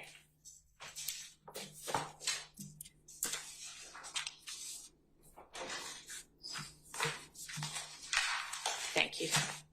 Your Honor, on the copy that I've given, and it's United States versus Vendetti, VANDETTI 623 F second 1144. It is the 6th Circuit, 1980, and the copy I've given this honorable court and the state, it's on pages 3 through 4. And then there's another case that I have copies, I have to find them though. It's State versus Thomas, which is THOMAS. And it's 364, Georgia Appeal, 148. It's in Division 2. It's 874 Southeast 2D, 195. That's 2022. And that's citing to a case that we've all cited a lot. State versus Jefferson, JEFFERSON, 302 Georgia, 435, 807 Southeast 2D, 387 2017. The Jefferson case and State versus Thomas deal with a guilty plea of a non-testifying co-indictee in a conspiracy gang case. The United States versus Vendetti case deals with a jury verdict on a co-indictee who did not testify. The reason I bring this up to you is it won't have any effect on Mr. Sledge because he's testifying, but the state has successfully, over objection, brought in, I'm just remembering Mr. Winfrey, but I'm confident they're going to try to get in Mr. Johnson's client, I can't remember, Eppinger, EPPINGER, et cetera. And I just believe that that's a Confrontation Clause violation. All right. And where in, you said pages 3 and 4? Yes, it's in Division, on page 3, on the right-hand side. Okay. And it starts at the very first full paragraph to determine whether the testimony. All right. That's in the Vendetti case. Thank you. No, thank you. And it's a lot of it. They summarize, they've been the 6th Circuit, summarized on page 4, specifically the first full paragraph on the left-hand side. Okay. Thanks. No, thank you. I just wanted to use the time. All right. Thank you. So, Your Honor, we have three instructions. Would the court mind just laying them out so that everyone is clear? So, I think the most challenging one is going to be any sort of a 105-ish limiting instruction on how they are supposed to consider evidence as to the RICO count versus as to the substantive count of the indictment that might be an overt act alleged in furtherance of the conspiracy, which I assume, like, for instance, a few of these defendants, but not all of them, are charged with the Donovan Thomas murder. I assume the Donovan Thomas murder is an overt act in the RICO count. An instruction that clarifies for the jury that when they're considering all of the evidence on the Donovan Thomas murder, it is okay to consider that against all of the defendants, because they're all charged with RICO, when considering whether the state has established guilt, their guilt on count one, each individual defendant's guilt on count one.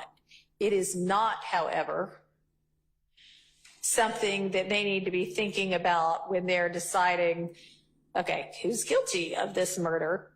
Mr. Williams is not charged, for instance, so they shouldn't be thinking, is Mr. Williams guilty of this murder that he's not charged with as a murder conviction? And I'm not necessarily explaining it well. That's why I'm asking y'all to come up with it. So would the court, so within this, and I know that I think this is what the court is asking is, but within the context of that type of instruction, would it not be necessary to have, or to give to the jury the elements, like we would need to go through the elements of the charge to say how, when you say consider, you know, like how they are to follow that instruction without being given the elements of each charge, how will they know how to? So I don't know if maybe the way to, or the place to look at it to begin with is where in the pattern jury instructions, there's a pattern instruction about, you know, sometimes things are considered for limited purposes or against some defendants and not others. But I'd like for us to get more specific than that, because if that's all I say, that is really not helpful, because I haven't said, and so here's what you do consider it for as to this person or that person or this count or that count. So work on that. And then, you know, what I'm saying about how we handle Kenneth Copeland's stuff. And I'll go ahead and look at these two snippets now that I've got timestamps and see, and y'all can do that as well if you want to make sure that you agree. But that's what I want y'all to be working on. Okay.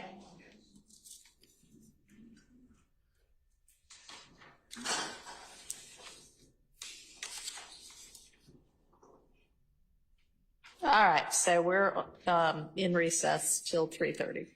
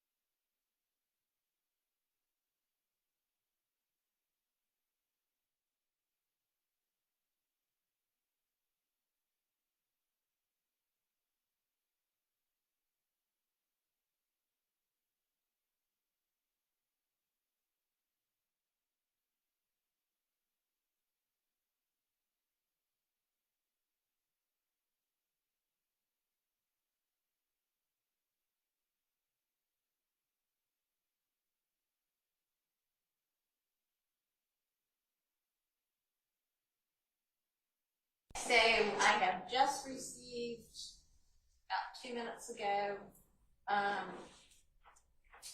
the state's, well, no, that's the state's proposed instructions, 105 instruction, and then an instruction in the event that Mr. Copeland decides. Oh, sorry. I know, I have to tell myself to talk into the microphone. Sorry about that.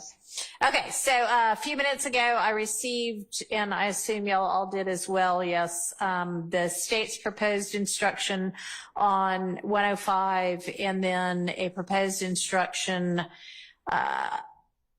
in the event that Mr. Copeland does not grace us with his testimony beginning Monday.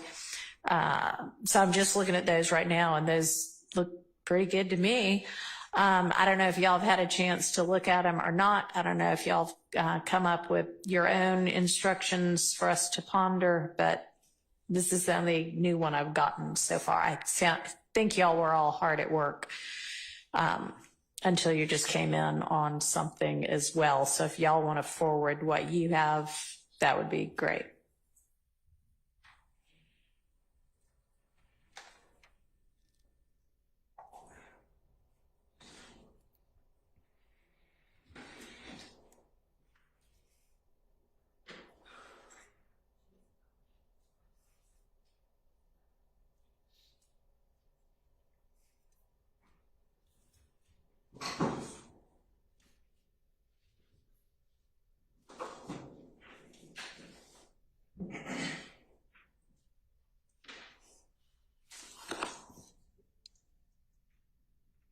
Your Honor, Yes. regarding the jury instructions, I think Ms. Westmoreland is working on typing one up, Okay. but I'm just going to say it is very lengthy and also addresses a lot of, it's going to be very lengthy. I'll just put it like that. Because we feel that it needs to address every alleged overact and who it would not apply to. Okay, well. So we could possibly come up with, we could possibly come up with a general charge, but then it would have to be repeated for every overact for every individual who is not charged substantively with that overact. Okay. Is that fair? Why don't you give me the really detailed one and then also a more general one? And it may be that even if we don't use the really detailed one now, we use it, you know, at the end of the trial when we're giving them all the instructions. But I'll take a look at both of them. And I know we are going to need to sort of give each other a chance to look at what's been cross-proposed and then make edit, come up with something else, and then actually figure it out, which, you know, maybe can happen in the next hour and a half or 2 hours, maybe can't. But this is finally a good start. So, do you need a little bit more time before you send whatever you're going to propose? Okay. To do it right. Like 30 minutes? Like how long? Just to do it general.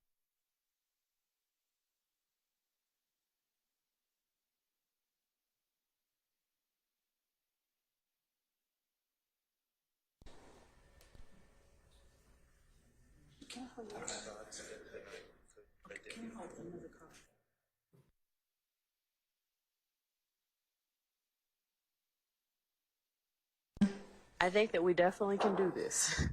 And I think that that it deserves, attention. And as you mentioned earlier, that we need to be specific so that the jury understands what we're trying to, what you're going to convey to them. With that being said, I think that it's going to take longer than an hour.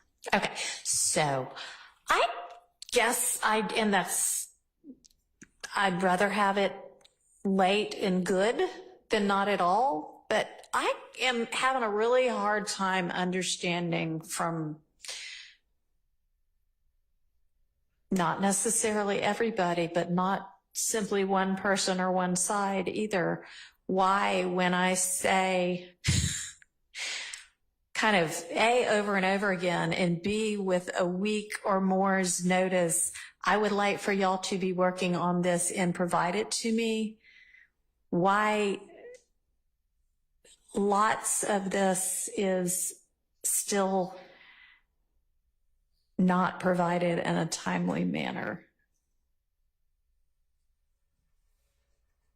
And y'all don't have to give me an answer, but I would like for y'all to stop doing that, okay? Because we are in the middle of this trial, as y'all all well know.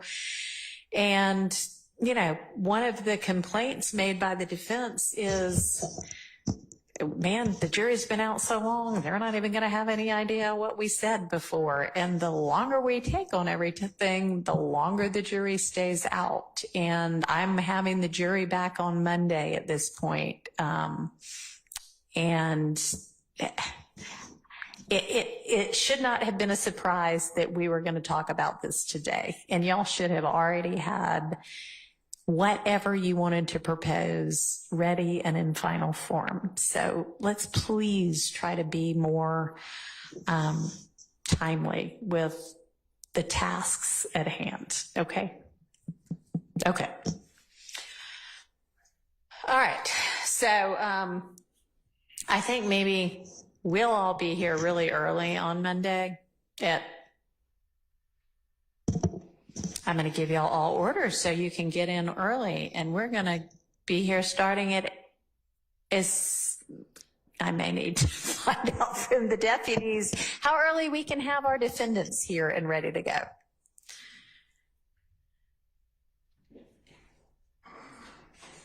What time do you get there? I mean, I was thinking 8 a.m., and I know that means an early day for everybody, but since we can't spend 3:30 to 5 talking about this, what can we do? What's the earliest we can do? Can we do 8 a.m.? All right. We're going to be here at 8 a.m. on Monday. And we're going to, finish, and y'all work together over the weekend, over Friday and the weekend, to the extent you can, to narrow down any disagreements or discrepancies and bring to me only what still needs to be hashed out Monday morning, okay? Yes, ma'am? Judge, I just want to make sure, so as our position is that some of the instructions would be better given at a different time than Monday. Is it a certainty that the court is definitely going to give it at that time, or is the court open to hearing any, law or any? It's not a certainty, but it's a probability. And yeah, if you've got law, I'll consider it, but you don't have to wait till Monday morning to send it to me either. But it is a probability. Thank you. Okay. Yes. Your Honor, do you want objections to the state's proposal or just a re-proposal so you can then evaluate it? A separate proposal in writing. Right now, I don't think necessarily want objections. What I'd like is for y'all to try to work together on something. Okay. I mean, if you think there's some entirely incorrect legal concept, but I'd really rather y'all try to get together on it first. Okay. I do object to it, but I think that makes sense because I could do all of the objections. Okay. All right. Thank you. Thank you. Okay, so given that we are not able to sort out jury instructions right now, and I think we have dealt with all of the evidence that we think might be, objectionable, that we need to hash out beforehand with regard to Sledge now. Is that right? I believe so. Okay. I saw some inquiries over the time that you wrote regarding a couple of exhibits maybe that were. Yeah, and I don't know if those were objections as much as they were just, we need to sort this out. Right. So Certainly we would not be entering the same piece of evidence under two different numbers. Yeah. We just wanted to make sure that we got it. Yeah, no, I mean, so yeah, just take a look at that and yeah. Okay. So yeah, I don't think that was an objection. That was just kind of an observation. All right. So then who's our next witness that we can get through evidence on? Do our motions in limine on.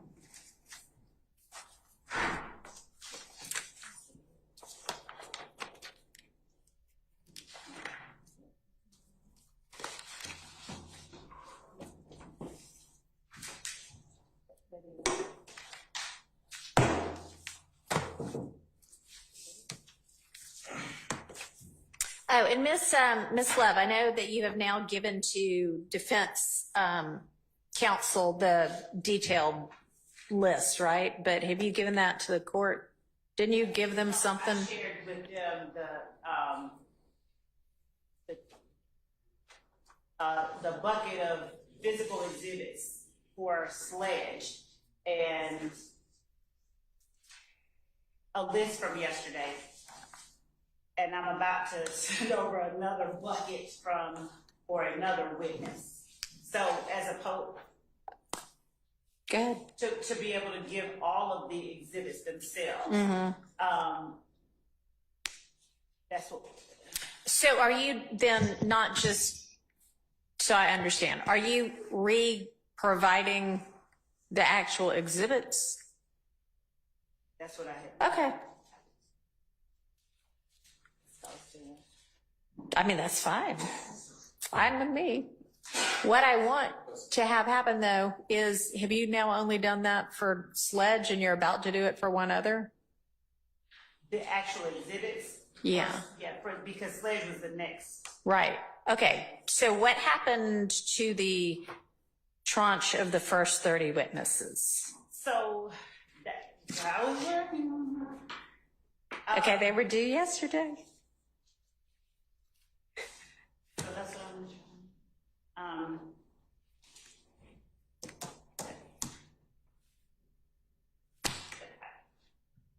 That's what I've been working on.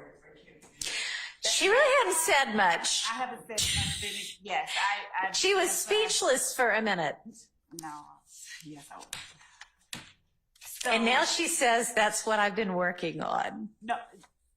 Okay, so, and maybe you're confused about what it is that I want produced.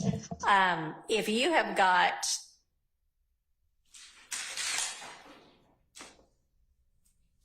if all you're using, for example, with Thomas Burnett is demonstrative pictures of the infinity, and they have all the demonstrative pictures of the infinity, and demonstrative pictures of the infinity serve, XYZ date as, item number 73B, that's fine. I don't expect you, unless it's easier for you, to reproduce those things. I do want you to identify it specifically enough that they can go, oh, here are the 10 pictures she's going to use. And I hope you don't have 10 pictures because that would be excessive with this one infinity representative.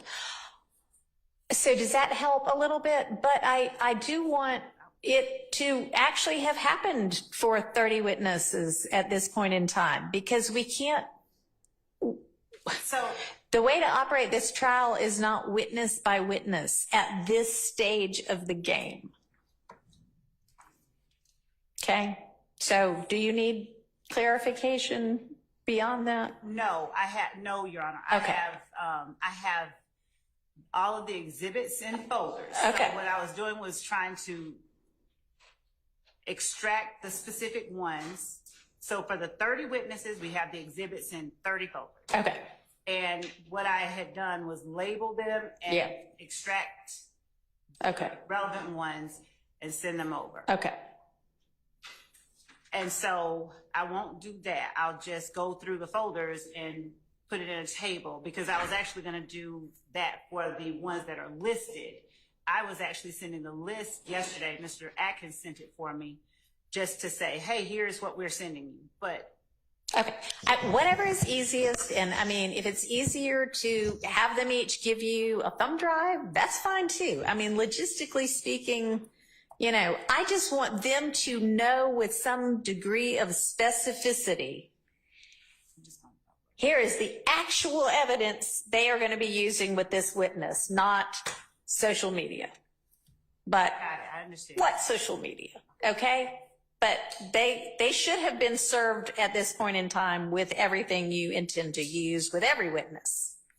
They have. Okay. And understanding the court's instruction about making sure about anything that the court told me to give to them by noon. So both of those. Okay. I understand. And yes. Okay.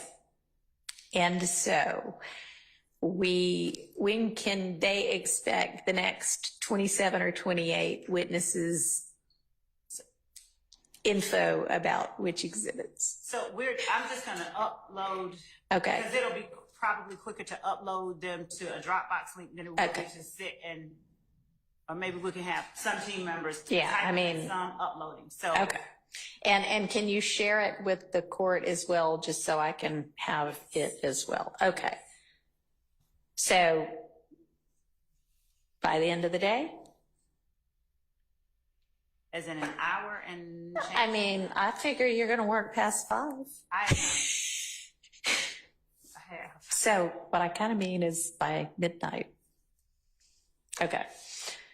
All right. And then is everybody okay? So are we ready to work on another witness's chunk of evidence that we think might be subject to motions in limine? Your Honor, if the court will give me a minute just to get my list. Okay.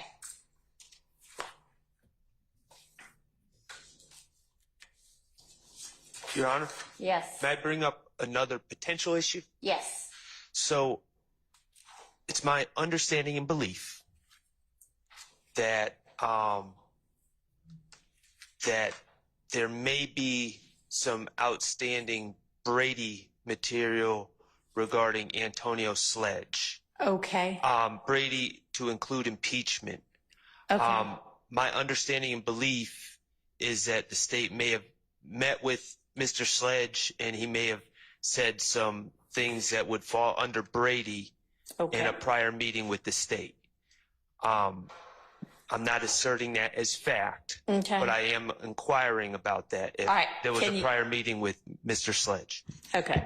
At a coffee shop. All right. Was there? Mr. Shard is correct. I was at the meeting and an investigator, Lancico, was at the meeting. There was nothing that I took to, I'm going over in my head everything he said. Okay. He didn't say anything.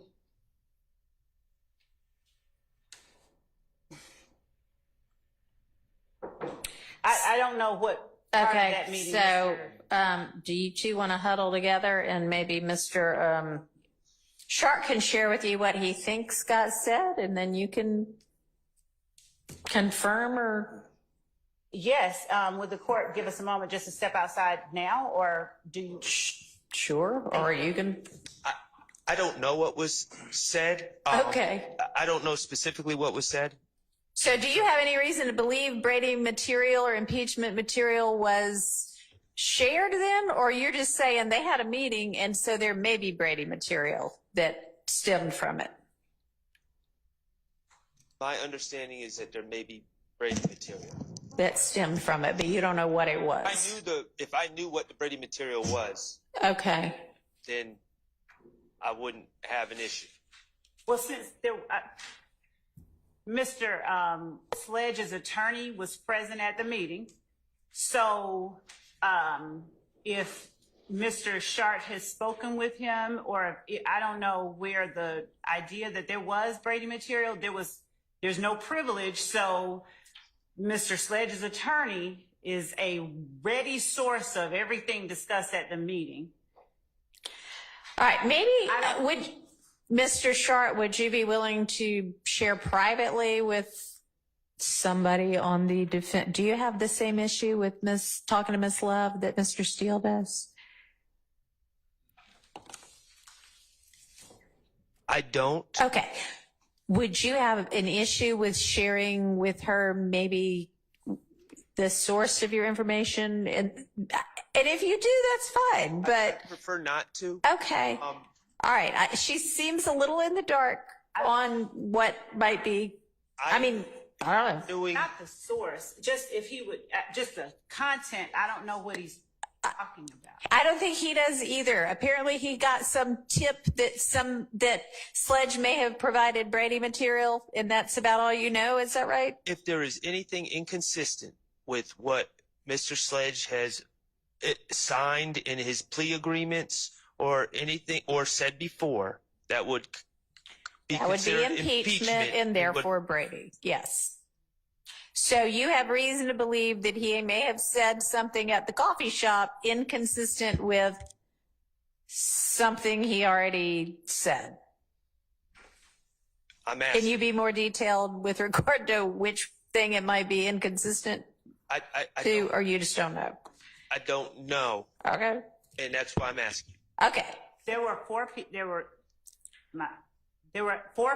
in the meeting. Mm-hmm. If anyone's recollection of those set of events are different than mine, I'd like to know what they are, because mine is not that he said something inconsistent.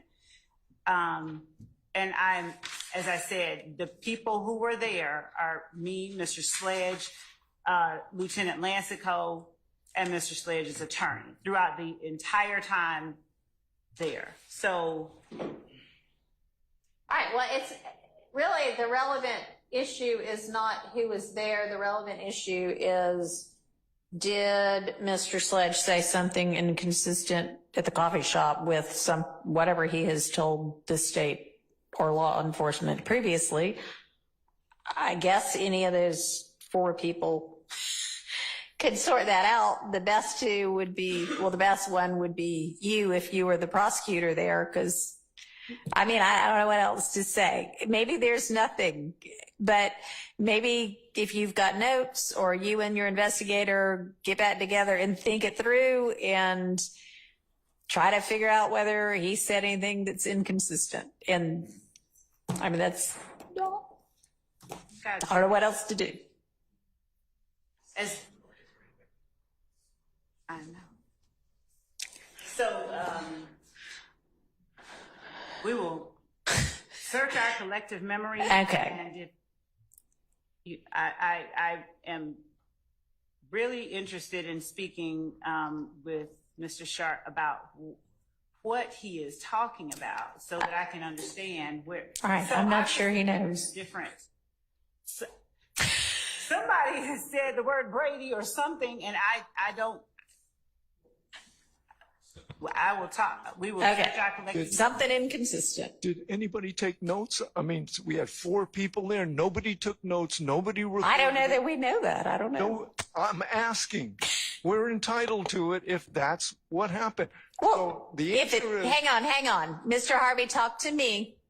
Don't talk across to opposing counsel. I am not. I am just somewhat astounded that we had four people meet at a coffee shop and nobody took note number one. Mr. Harvey, no one has made that recorded it. assertion. Nobody recorded it. I'm asking if there was a report, if there were notes taken, if there was a recording, we would have something to review to determine whether or not there was something that should be provided to us. Okay. Okay? I don't know whether that happened or not. I would, if I had I did not record our meeting, our conversation, because I would have turned that over. I did not record our conversation. Okay. It was literally a conversation. Right. And that's it. Okay. Sorry, I missed it. I understand then that not a single person took any notes of that meeting. So I don't know if Ms. Love can speak to what Mr. Sledge or Mr. Sledge's attorney may or may not have done. I'm asking from the state. It's the state's obligation to provide it to us. Okay. We don't have to go out and talk to anybody. Understand. All right. So I'm just inquiring as to whether there are any notes, and I'm just surprised. Well, I would like an answer as to whether or not any notes were taken. Thank you. Two things. I did not take notes. I talked.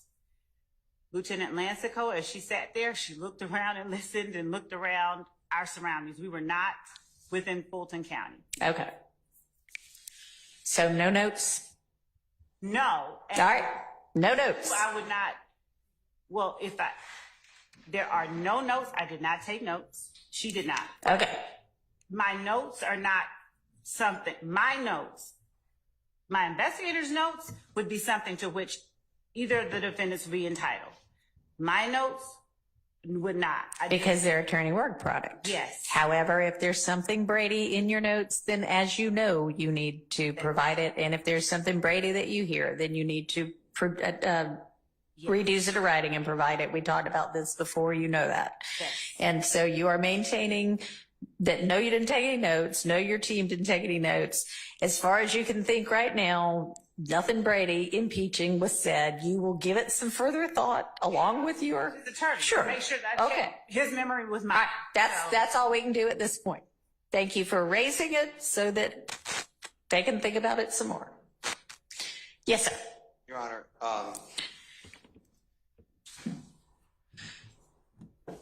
you asked the state, pursuant to my request, whether there was any Brady whatsoever from any fashion, not only impeachment evidence, but exculpatory evidence.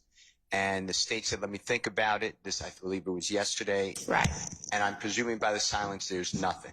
All right. So I think I gave y'all, remember I told you to huddle with your team, not just on Brady, but on anything that is discovery that you intend or think you intend to use that they might not yet have. And I think I gave y'all until Friday to finish that huddle and get that answer back. So, yes. So, I think they're still huddling on that. And by 5 p.m. on Friday, if there is anything, please detail it in at least an email, in writing some way that you send to the defense and to the court. Thank you, Your Honor. All right. All right. Any other issues before we get to the next witness that we might have evidentiary things to sort out on? All right. Okay. Okay. Who's the next witness now that we should turn to?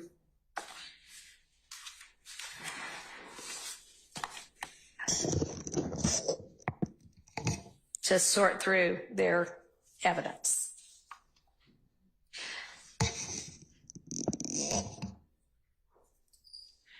So we've done Sledge and Zachary. Then also on that list, coming up after them is Detective Thorpe with the Kendrick interviews. Have y'all already hashed that out? So so John, I'm glad, thank you for reminding me. So with respect to the Kendrick interviews, we needed to bring to the court's attention. I don't expect to be playing them or getting into them by next Friday, but we had. Okay. Okay, that's fine. But remember, we're not doing this week by week anymore. We're doing as much as we can possibly get through beforehand. All right, but anyway, okay, go ahead. We had previously, Mr. Weinstein, Mr. Kendrick had filed a motion to suppress his statement, and the Honorable Judge Glanville heard arguments from Mr. Weinstein, but didn't decide it. He decided it as to the portion of it beyond a break in the interview. Okay, and that part got suppressed. So that part got suppressed. But as to the portion before, I believe there needs to be a Jackson Deno hearing on this. There's no argument about it because he did not suppress the part before. My witness was here, but he would permitted to put him on a stand. So, okay. So a part after some break was suppressed. Was an argument made that the entirety of it was should have been suppressed? No, I think that, no. Mr. Weinstein argued that just. Okay. Well, then it seems like there's not anything pending. Is that correct, Mr. Howell? Sure. I am jumping into this. I know. So am I. I will need to check with Mr. Weinstein. I should have an answer. Okay.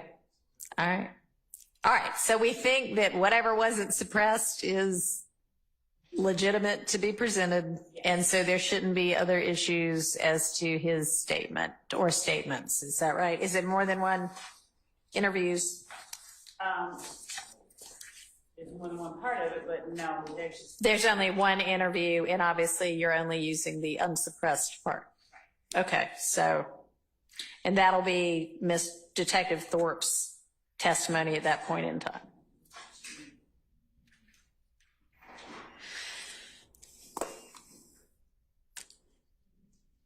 So,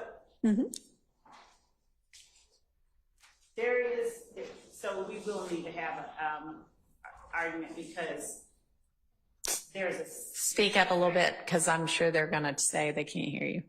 There is a second one. Okay. And so the argument may be, hey, we needn't reach that second one because in the first one, this break occurred and everything beyond that point should be suppressed. I would have a different argument, but we have not even looked. We got to one interview. Okay. And you would like to use the second interview?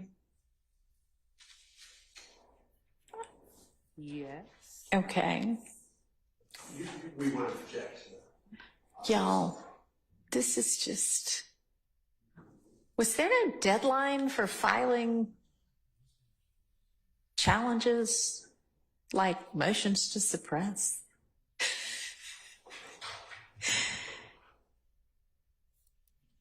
Okay, I'm going to need that motion. If there's a motion to suppress the second interview, I'm going to need that ASAP, and not just this interview should be suppressed. You tell me why. You tell me the legal basis. You tell me the facts that back it up. Give me a specific motion to suppress, a particularized motion to suppress. What would the opinion that the original order covered everything past? All right. Anybody be able to point me quickly to date of original order? It was March 4th. Okay, thank you. This year. All right. Yes. Let's go with March 18th. All right. And I just emailed you. Thank you. And the point. All right, so I'll take a look and see what that seems to say.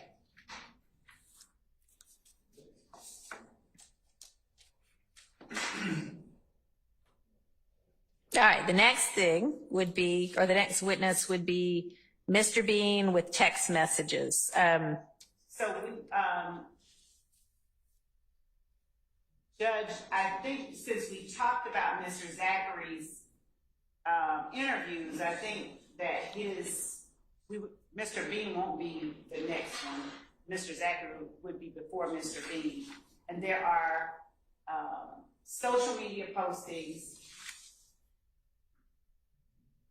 I don't think that there is going to be any kind of an issue, but just I can name them or send them, share them. Well, if you'll share them with the defense, then the defense can see whether they've got objection. Does the defense think at this point that they have objection to Mr. Bean's text messages or social media? I assume y'all know what she means by that.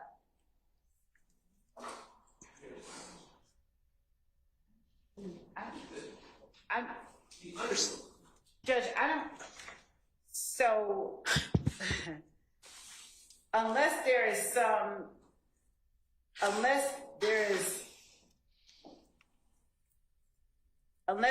something in particular happens to allow us to introduce it, the state is not going to, I don't anticipate using those text messages of Mr. Bean. Okay. All right.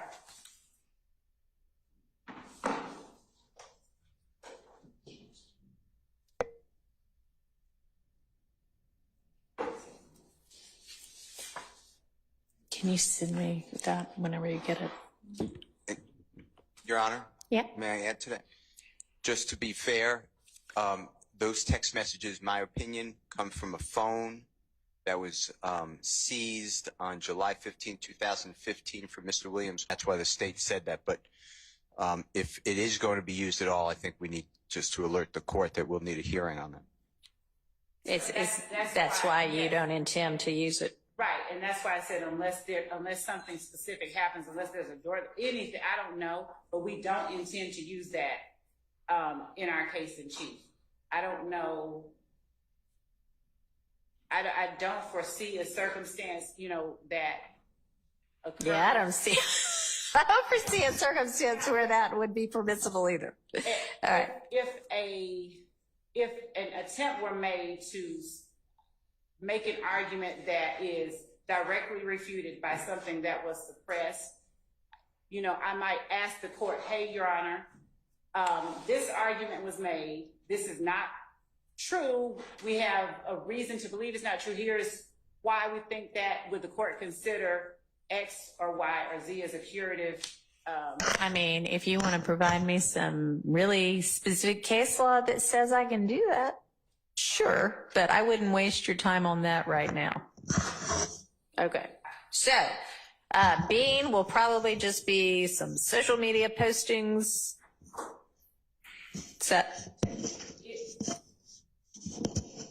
I mean, if I had the more detailed list, I could.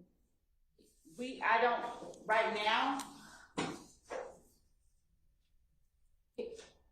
it would be testimony.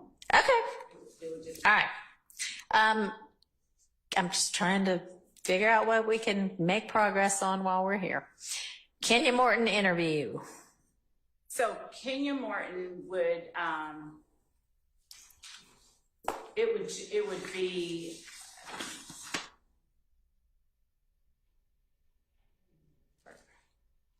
her interview to impeach her if necessary. She is listed as an alibi witness of Mr. Kendrick. Okay.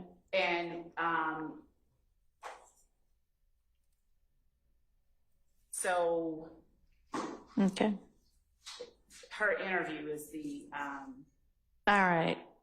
And everybody's got the interview. Anybody anticipate, assuming they're going to impeach, that there are other issues with her interview that I need to think about evidentially right now? And we have impeachment, but it will be impeachment and substantive. Since there was an issue raised, but that would be the only thing with Ms. Morton. and the other pieces of evidence that would be used with Ms. Norton have already been introduced. Okay. Easy enough. Introduced through another witness. Okay.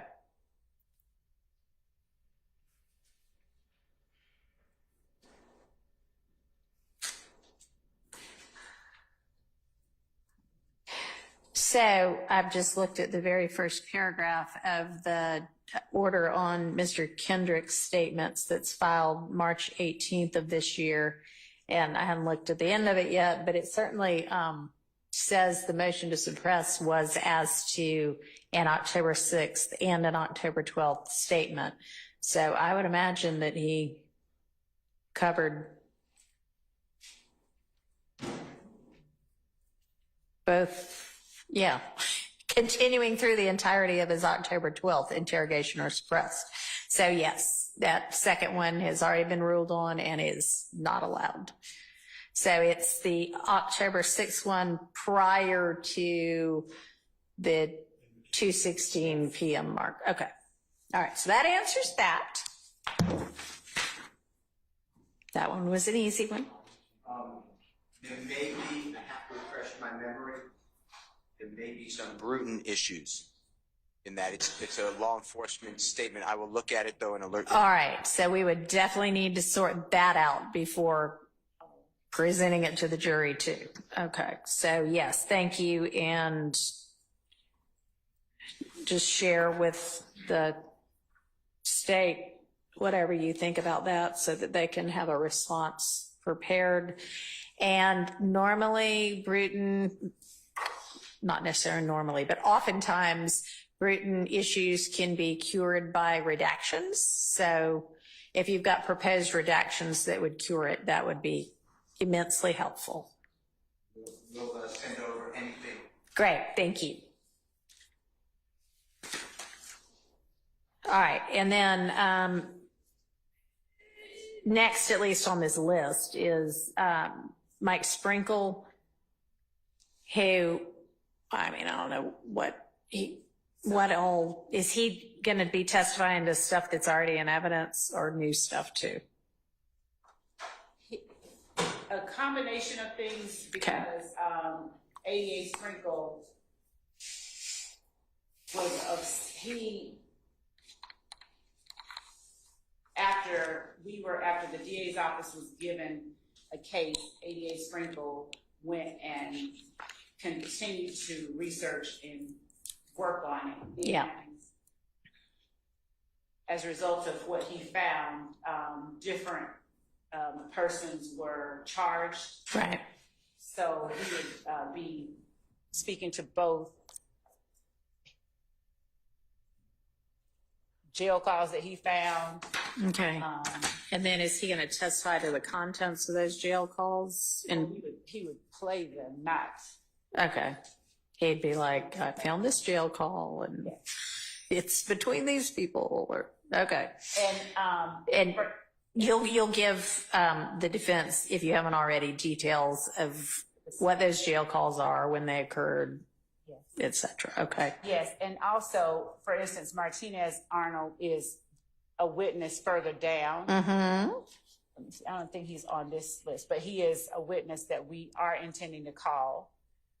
So we would not endeavor to put, before Martinez Arnold testified, we would not be endeavoring to put his jail calls in.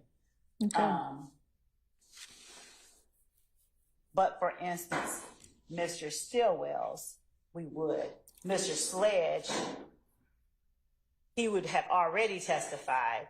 So anything that we needed to impeach him on, or anything that he didn't, Mr. Sledge denied knowledge of or refused. All right. So, all right. So, Your Honor, my client has about maybe a dozen jail calls listed under Mr. Sprinkle in the spreadsheet that was shared yesterday by Mr. Adkins. They had previously identified, I think, 4 calls, and so there's additional calls. I still need to review those calls. Okay. Because that's the first time they've been specifically identified beyond those four. All right. And I mean, sometimes people continue to make calls and Mr. Sprinkle probably continues to listen to them. Well, I don't know. From 2015, but. Oh, okay. Well, there are a lot of jail calls to get through with some people. So, okay. So sure. we're going to have that whole week in another week that starts on August 19th. So maybe we'll be doing that then. Yes, Your Honor. Okay. Thank you. All right. And then it looks like there's a series of custodians of cell records. Do y'all anticipate objecting to those people? Mr. Williams, to my knowledge. How about for Mr. Kendrick? Mr. Nichols? Mr. Huey? Okay. Caveat, presuming, of course, that we've got all of the business record certifications. I think we probably I would certainly hope that. But yeah, y'all will have certifications for this. All right, so those will be easy witnesses. And then Bernie, this was the guy we talked about yesterday, but you were saying the report he's going to be providing at this stage of the trial is not that new-ish one. It's something else, right? We would not be endeavoring to have him talk about the two new ones that he plotted. We would only be presenting the plots of the cell phone numbers that we had previously provided to the defense. Okay. All right.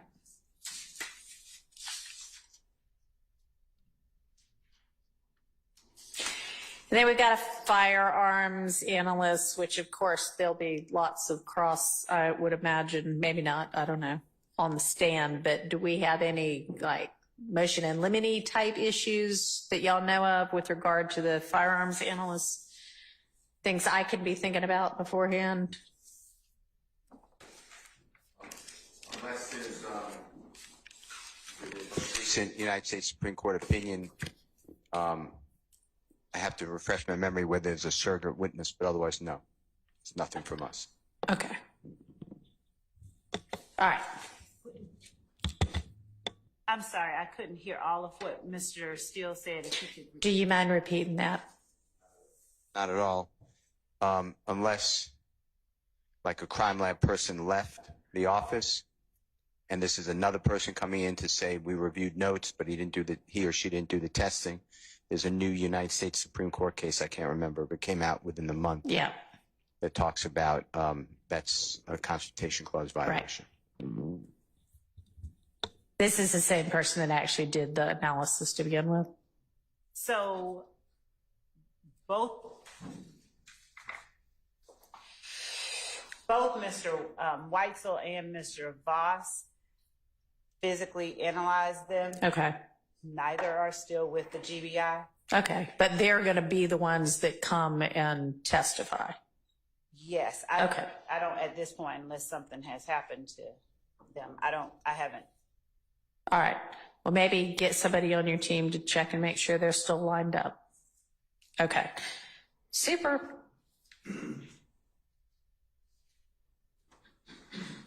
Your Honor. Yeah. As we go. No, not that. There was one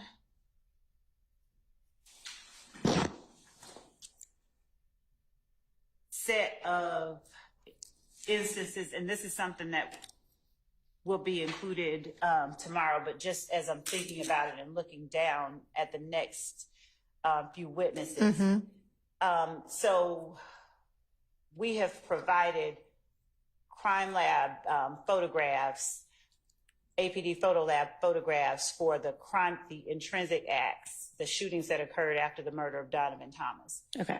One of them, I think April the 28th, we provided a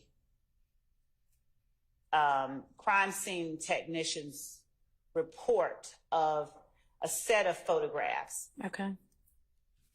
The actual photographs, the lab said it could have either been affected by the hack or what. The description of each of the photographs was listed in the crime scene report.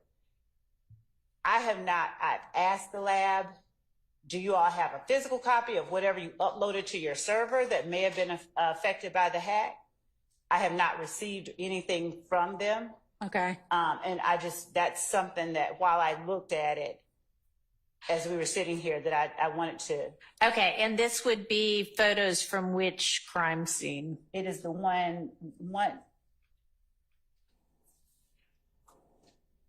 Adele Avenue, 1428 Adele Avenue. The crime scene that is 1180462, 151180462.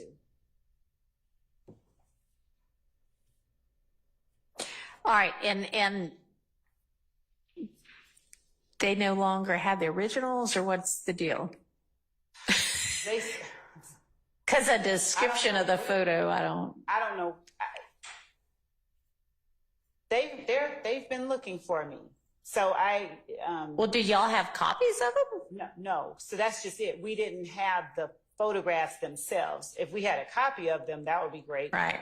But we didn't have, we were never given the photographs themselves or a disc of the photographs themselves. Okay. We just got an email or a response saying we couldn't locate this one. And this is APD? Yes. Took these photos? Yes. Okay. Crime scene Turner. Yeah. Okay. Actually, that's the tech. We have all the information about the photos. They just don't have the photos. Or at least they said they couldn't find the photos. And I have someone on the inside who's trying to get the photos, looking for the photos. They have not been located. All right. That's it. So, I mean, I would think that, I don't know how well a report of what the photos show is going to do for anybody, but what witness is this going to be? That is, so Denise Bell. All right. The witness who was the. Okay, so that's the person who's one of the people who were inside the house. Oh, right. Okay. Well, we may just have to have a description from the witness's memory as to what things look like if y'all can't find the photos. Because, I mean, and you can provide the report. Like, I mean, what were you even thinking you might do instead if the photos can't be found? They have the report. We turned over the report. Right. I mean, if the photo, if they just don't, if we. I mean, there are all kind of creative things that might be able to be done if this place still exists and looks the same as it did. I have no idea whether it does. If the report is descriptive enough that somebody who has artistic talent can draw out a really good diagram, that might be a solution as well. But I mean, I don't know. I doubt if just I don't know. So, okay. That was just something I wanted to. All right. Well. And then I'll go in detail about it if I have to tomorrow. All right. Y'all are on notice of that, and to the extent you think you might use some substitute for those photos, if those photos cannot be found, I don't have any. Talk to, or what do you think? I mean, do you think you'd probably just have a witness describe it, an eyewitness describe it? Yes, okay. I can. Well, that's fine. All right. Okay. So, Miss Latner's is a witness that we've called and have had to call at different times regarding the 911 calls. I don't know that there are any objections to them. There have in the past been some objections to 911 calls, but to the contents of them or to them coming in at all without? To the contents of some of them. We had a long discussion. Judge Glanville excluded part of a 911, one specific 911 call because it was not for an ongoing emergency, and it identified a person, in that case, Mr. Williams, but the speaker, the caller, 911 caller, was not available, so we could not confront. So it was a confrontation clause issue, is what the state's talking about. If I have the 911 call, I will look at it and make sure that there's no issues. And that's under Pitts, P-I-T-T-S, versus State of Georgia. I believe it's a 2006 case. It was written, I believe, by the Honorable Justice Sears. It's cited, I know it's under old law, but it's cited in 2023 or 24. It's a great opinion, actually, by the Supreme Court of Georgia. But I think that's what Ms. Love is referring to. No, we were talking about the ones that are coming up. We're not revisiting the ones that Right, are already right, yeah. But okay, so as to whatever other 911 calls, y'all know what other 911 calls they intend to introduce? Those are the ones that are listed on the list that the court has in front of it. Which I just have this exhibit list that doesn't have any detail. It just says 911 call. Yeah, that's what I have. So I don't have the new list you shared. The 911 call and the CAD report from 1-5-1. Oh, okay. I do. Yeah. Club Crucial, 1428 Adele, and 1903 Drew. Okay. So y'all, the defense, know what all of those 911 calls are going to be? I could link it up, yes. All right. And you're going to be getting that more detailed exhibit list over anyway. So, I mean, whether you have an exhibit number for them or not, you could be like, 1223, 1248, 1255, or whatever, on whatever date. And then they'll be able to search their discovery and find it and figure out for me whether there is any objection to the 911 calls, content, or otherwise. Yes. Okay, so that might be something we have to deal with. All right. Yeah. CAD reports.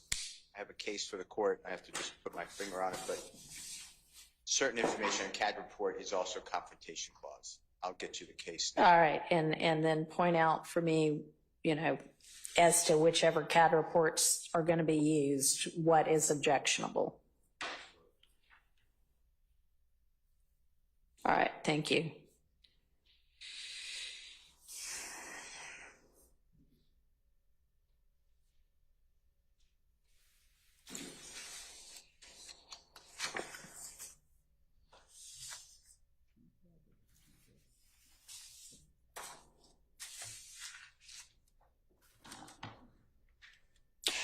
All right, it looks like the next few are not necessarily any objections other than the normal ones in a trial. How about, is this number 26, at least on my list, Tyrone Dennis? Is he just has a lot of different types of evidence listed next to him. What's his, is he law enforcement? He is. He was one of the lead detectives that investigated that assisted in the investigation regarding Mr. Thomas. Oh, right. Later on. We've heard about him in our videos we've been listening to. That Dennis. Okay. Yes. So, is he going to be, do y'all know generally what evidence he's going to be testifying to, and do you think you're going to have objection to it that we can take up beforehand? So he is also, in addition to being a fact witness, he's also one of our gang experts. I think. I don't know if that was brought out before, but as it relates to the social media, some of the social media posts between Mr. Garlington and Defendant Williams, the we ain't going back and forth social media posts, I think some of them we may have already put in, but the social media posts between Demekion Garlington and Mr. Williams, I'm Screaming 30, Fuck a Blue Jean Bandit. Other social media posts that we've specifically identified and I'll send over. Okay. Between Mr. Garlington, Mr. Stillwell, Mr. Arnold, and Mr. Kendrick.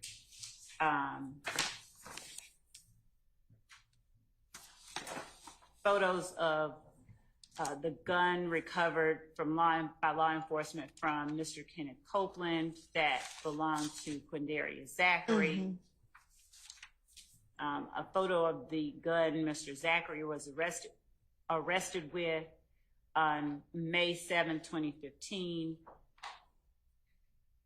The video of Mr. Arnold getting into a fight with Kelvin Watts at Magic City on September 30th, 2015, which led to the subsequent arrest of Mr. Kendrick, who was in the car with Mr. Arnold. Following that fight, and at which time Mr. Kendrick was found to be in possession of a gun, and it led to the revelation that they were going to retaliate against members of a rival gang at this apartment complex. Okay.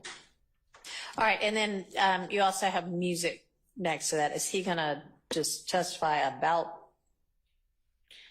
certain songs, or what's that going to be? Intended to play portions, Okay. not whole songs. Okay. And he'll give his gang expertise about what Yes, all that stuff means. Has he already testified once? Has he been qualified already? Okay. Yes. All right. So Yes, sir. a couple things about the state's proposed evidence about through Mr. Dennis or Investigator Dennis. With the music, I'm interested. Is the state planning on playing videos, audio? How is that? Are they proposing, of course, over our objections? And Right, and a lot of that's already been ruled on. Let's find out. Did you intend to play video or audio when or whatever, I don't know what his rank is, Dennis is going to be testifying? So it's audio, and these are the overt acts that we have listed. For instance, Act 78, 60, 74, 95, 97, 103, 125, and 129. So we would be playing the audio portions of the audio. so strictly audio, no video, no pictures. No, I didn't say that. I also said that we would be putting in the described social media posts. Oh, yeah, no, he's not asking about social media. He's asking about when you're going to be playing clips of songs. Is that going to be just audio, or is it going to be video also? Is that the question? Yeah, yes, and if there's video, I mean, we've discussed, from my recollection, and I wasn't the one litigating a lot of the Right. free speech, First Right. Amendment issues here. Right. But if there's video, there's certain things in a video that could be problematic to be introduced in front of a jury as well. That's why I'm inquiring. Are we confining it strictly to the words that are spoken? No. So when we what I didn't make the distinction on my list of which ones we will be entering the videos of. So I will speak with Mr. Sharp and whomever else wants to be involved in that conversation and identify the videos that we will put in as Okay, so this witness is within the first 30, and so by midnight, the end of Friday, you need to have details for what specifically, not just music, but, you know, a video of whatever the name of this song is, or, you know, a 2-minute clip from this song, and here's the minutes that are included, and audio from whatever other song. Detail it for them so that then they can make detailed objections. And Your Honor, also just to give the court a heads up, 87 Lima is Operations Planner's PowerPoint. I don't have it in front of me, but I'm very familiar with that PowerPoint.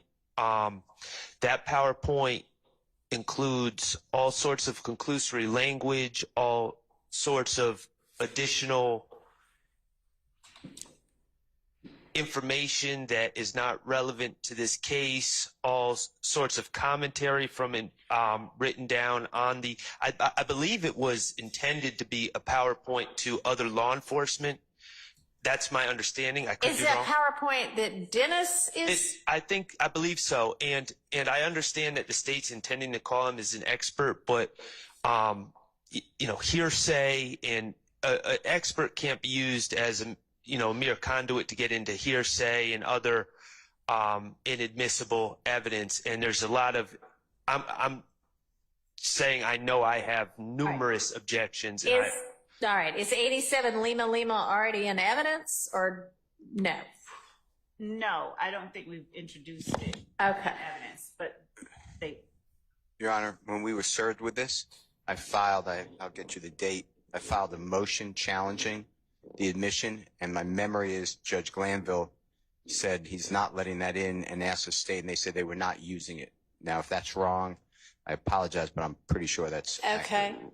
All right. So I'll check back into our notes because I don't have memory. Don't of remember. That particular okay. All right. Just check on that one.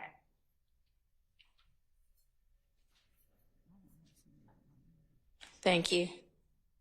See, this exercise may be boring, but it's helping everybody.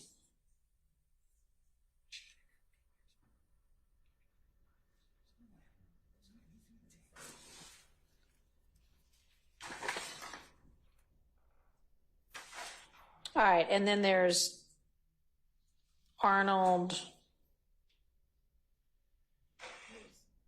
Munson, Kilgore, and Underwood would take us through 30, and it doesn't look like there's, other than maybe Arnold.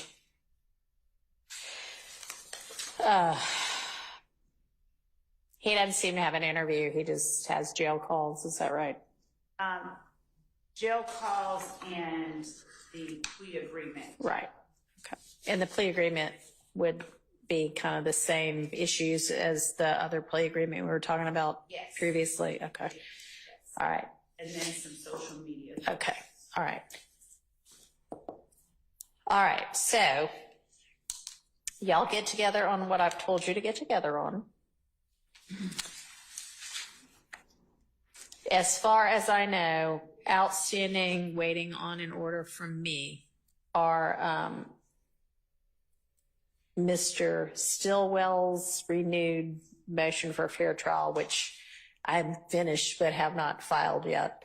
And then Mr. Kendrick's supplemented motion for mistrial, and then Mr. Williams, I don't know if it's two different ones, Mr. Steele, or just one and two amendments to the motion to disqualify the prosecutors. Is that two different things, or am I just supposed to? You ruled on one? Because I said I would. The earlier one, but then you sent two more. Okay, I remember one. Okay. But I'm sure you're right. But I remember one about ethical concerns. All right, and as far as I am recalling, those are the only outstanding motions that need ruling from the court. Does anybody have a recollection of anything additional? No. Okay. All right. Any other matters that you need to bring to the court's attention or that we can deal with right now before we adjourn for the day? Your Honor?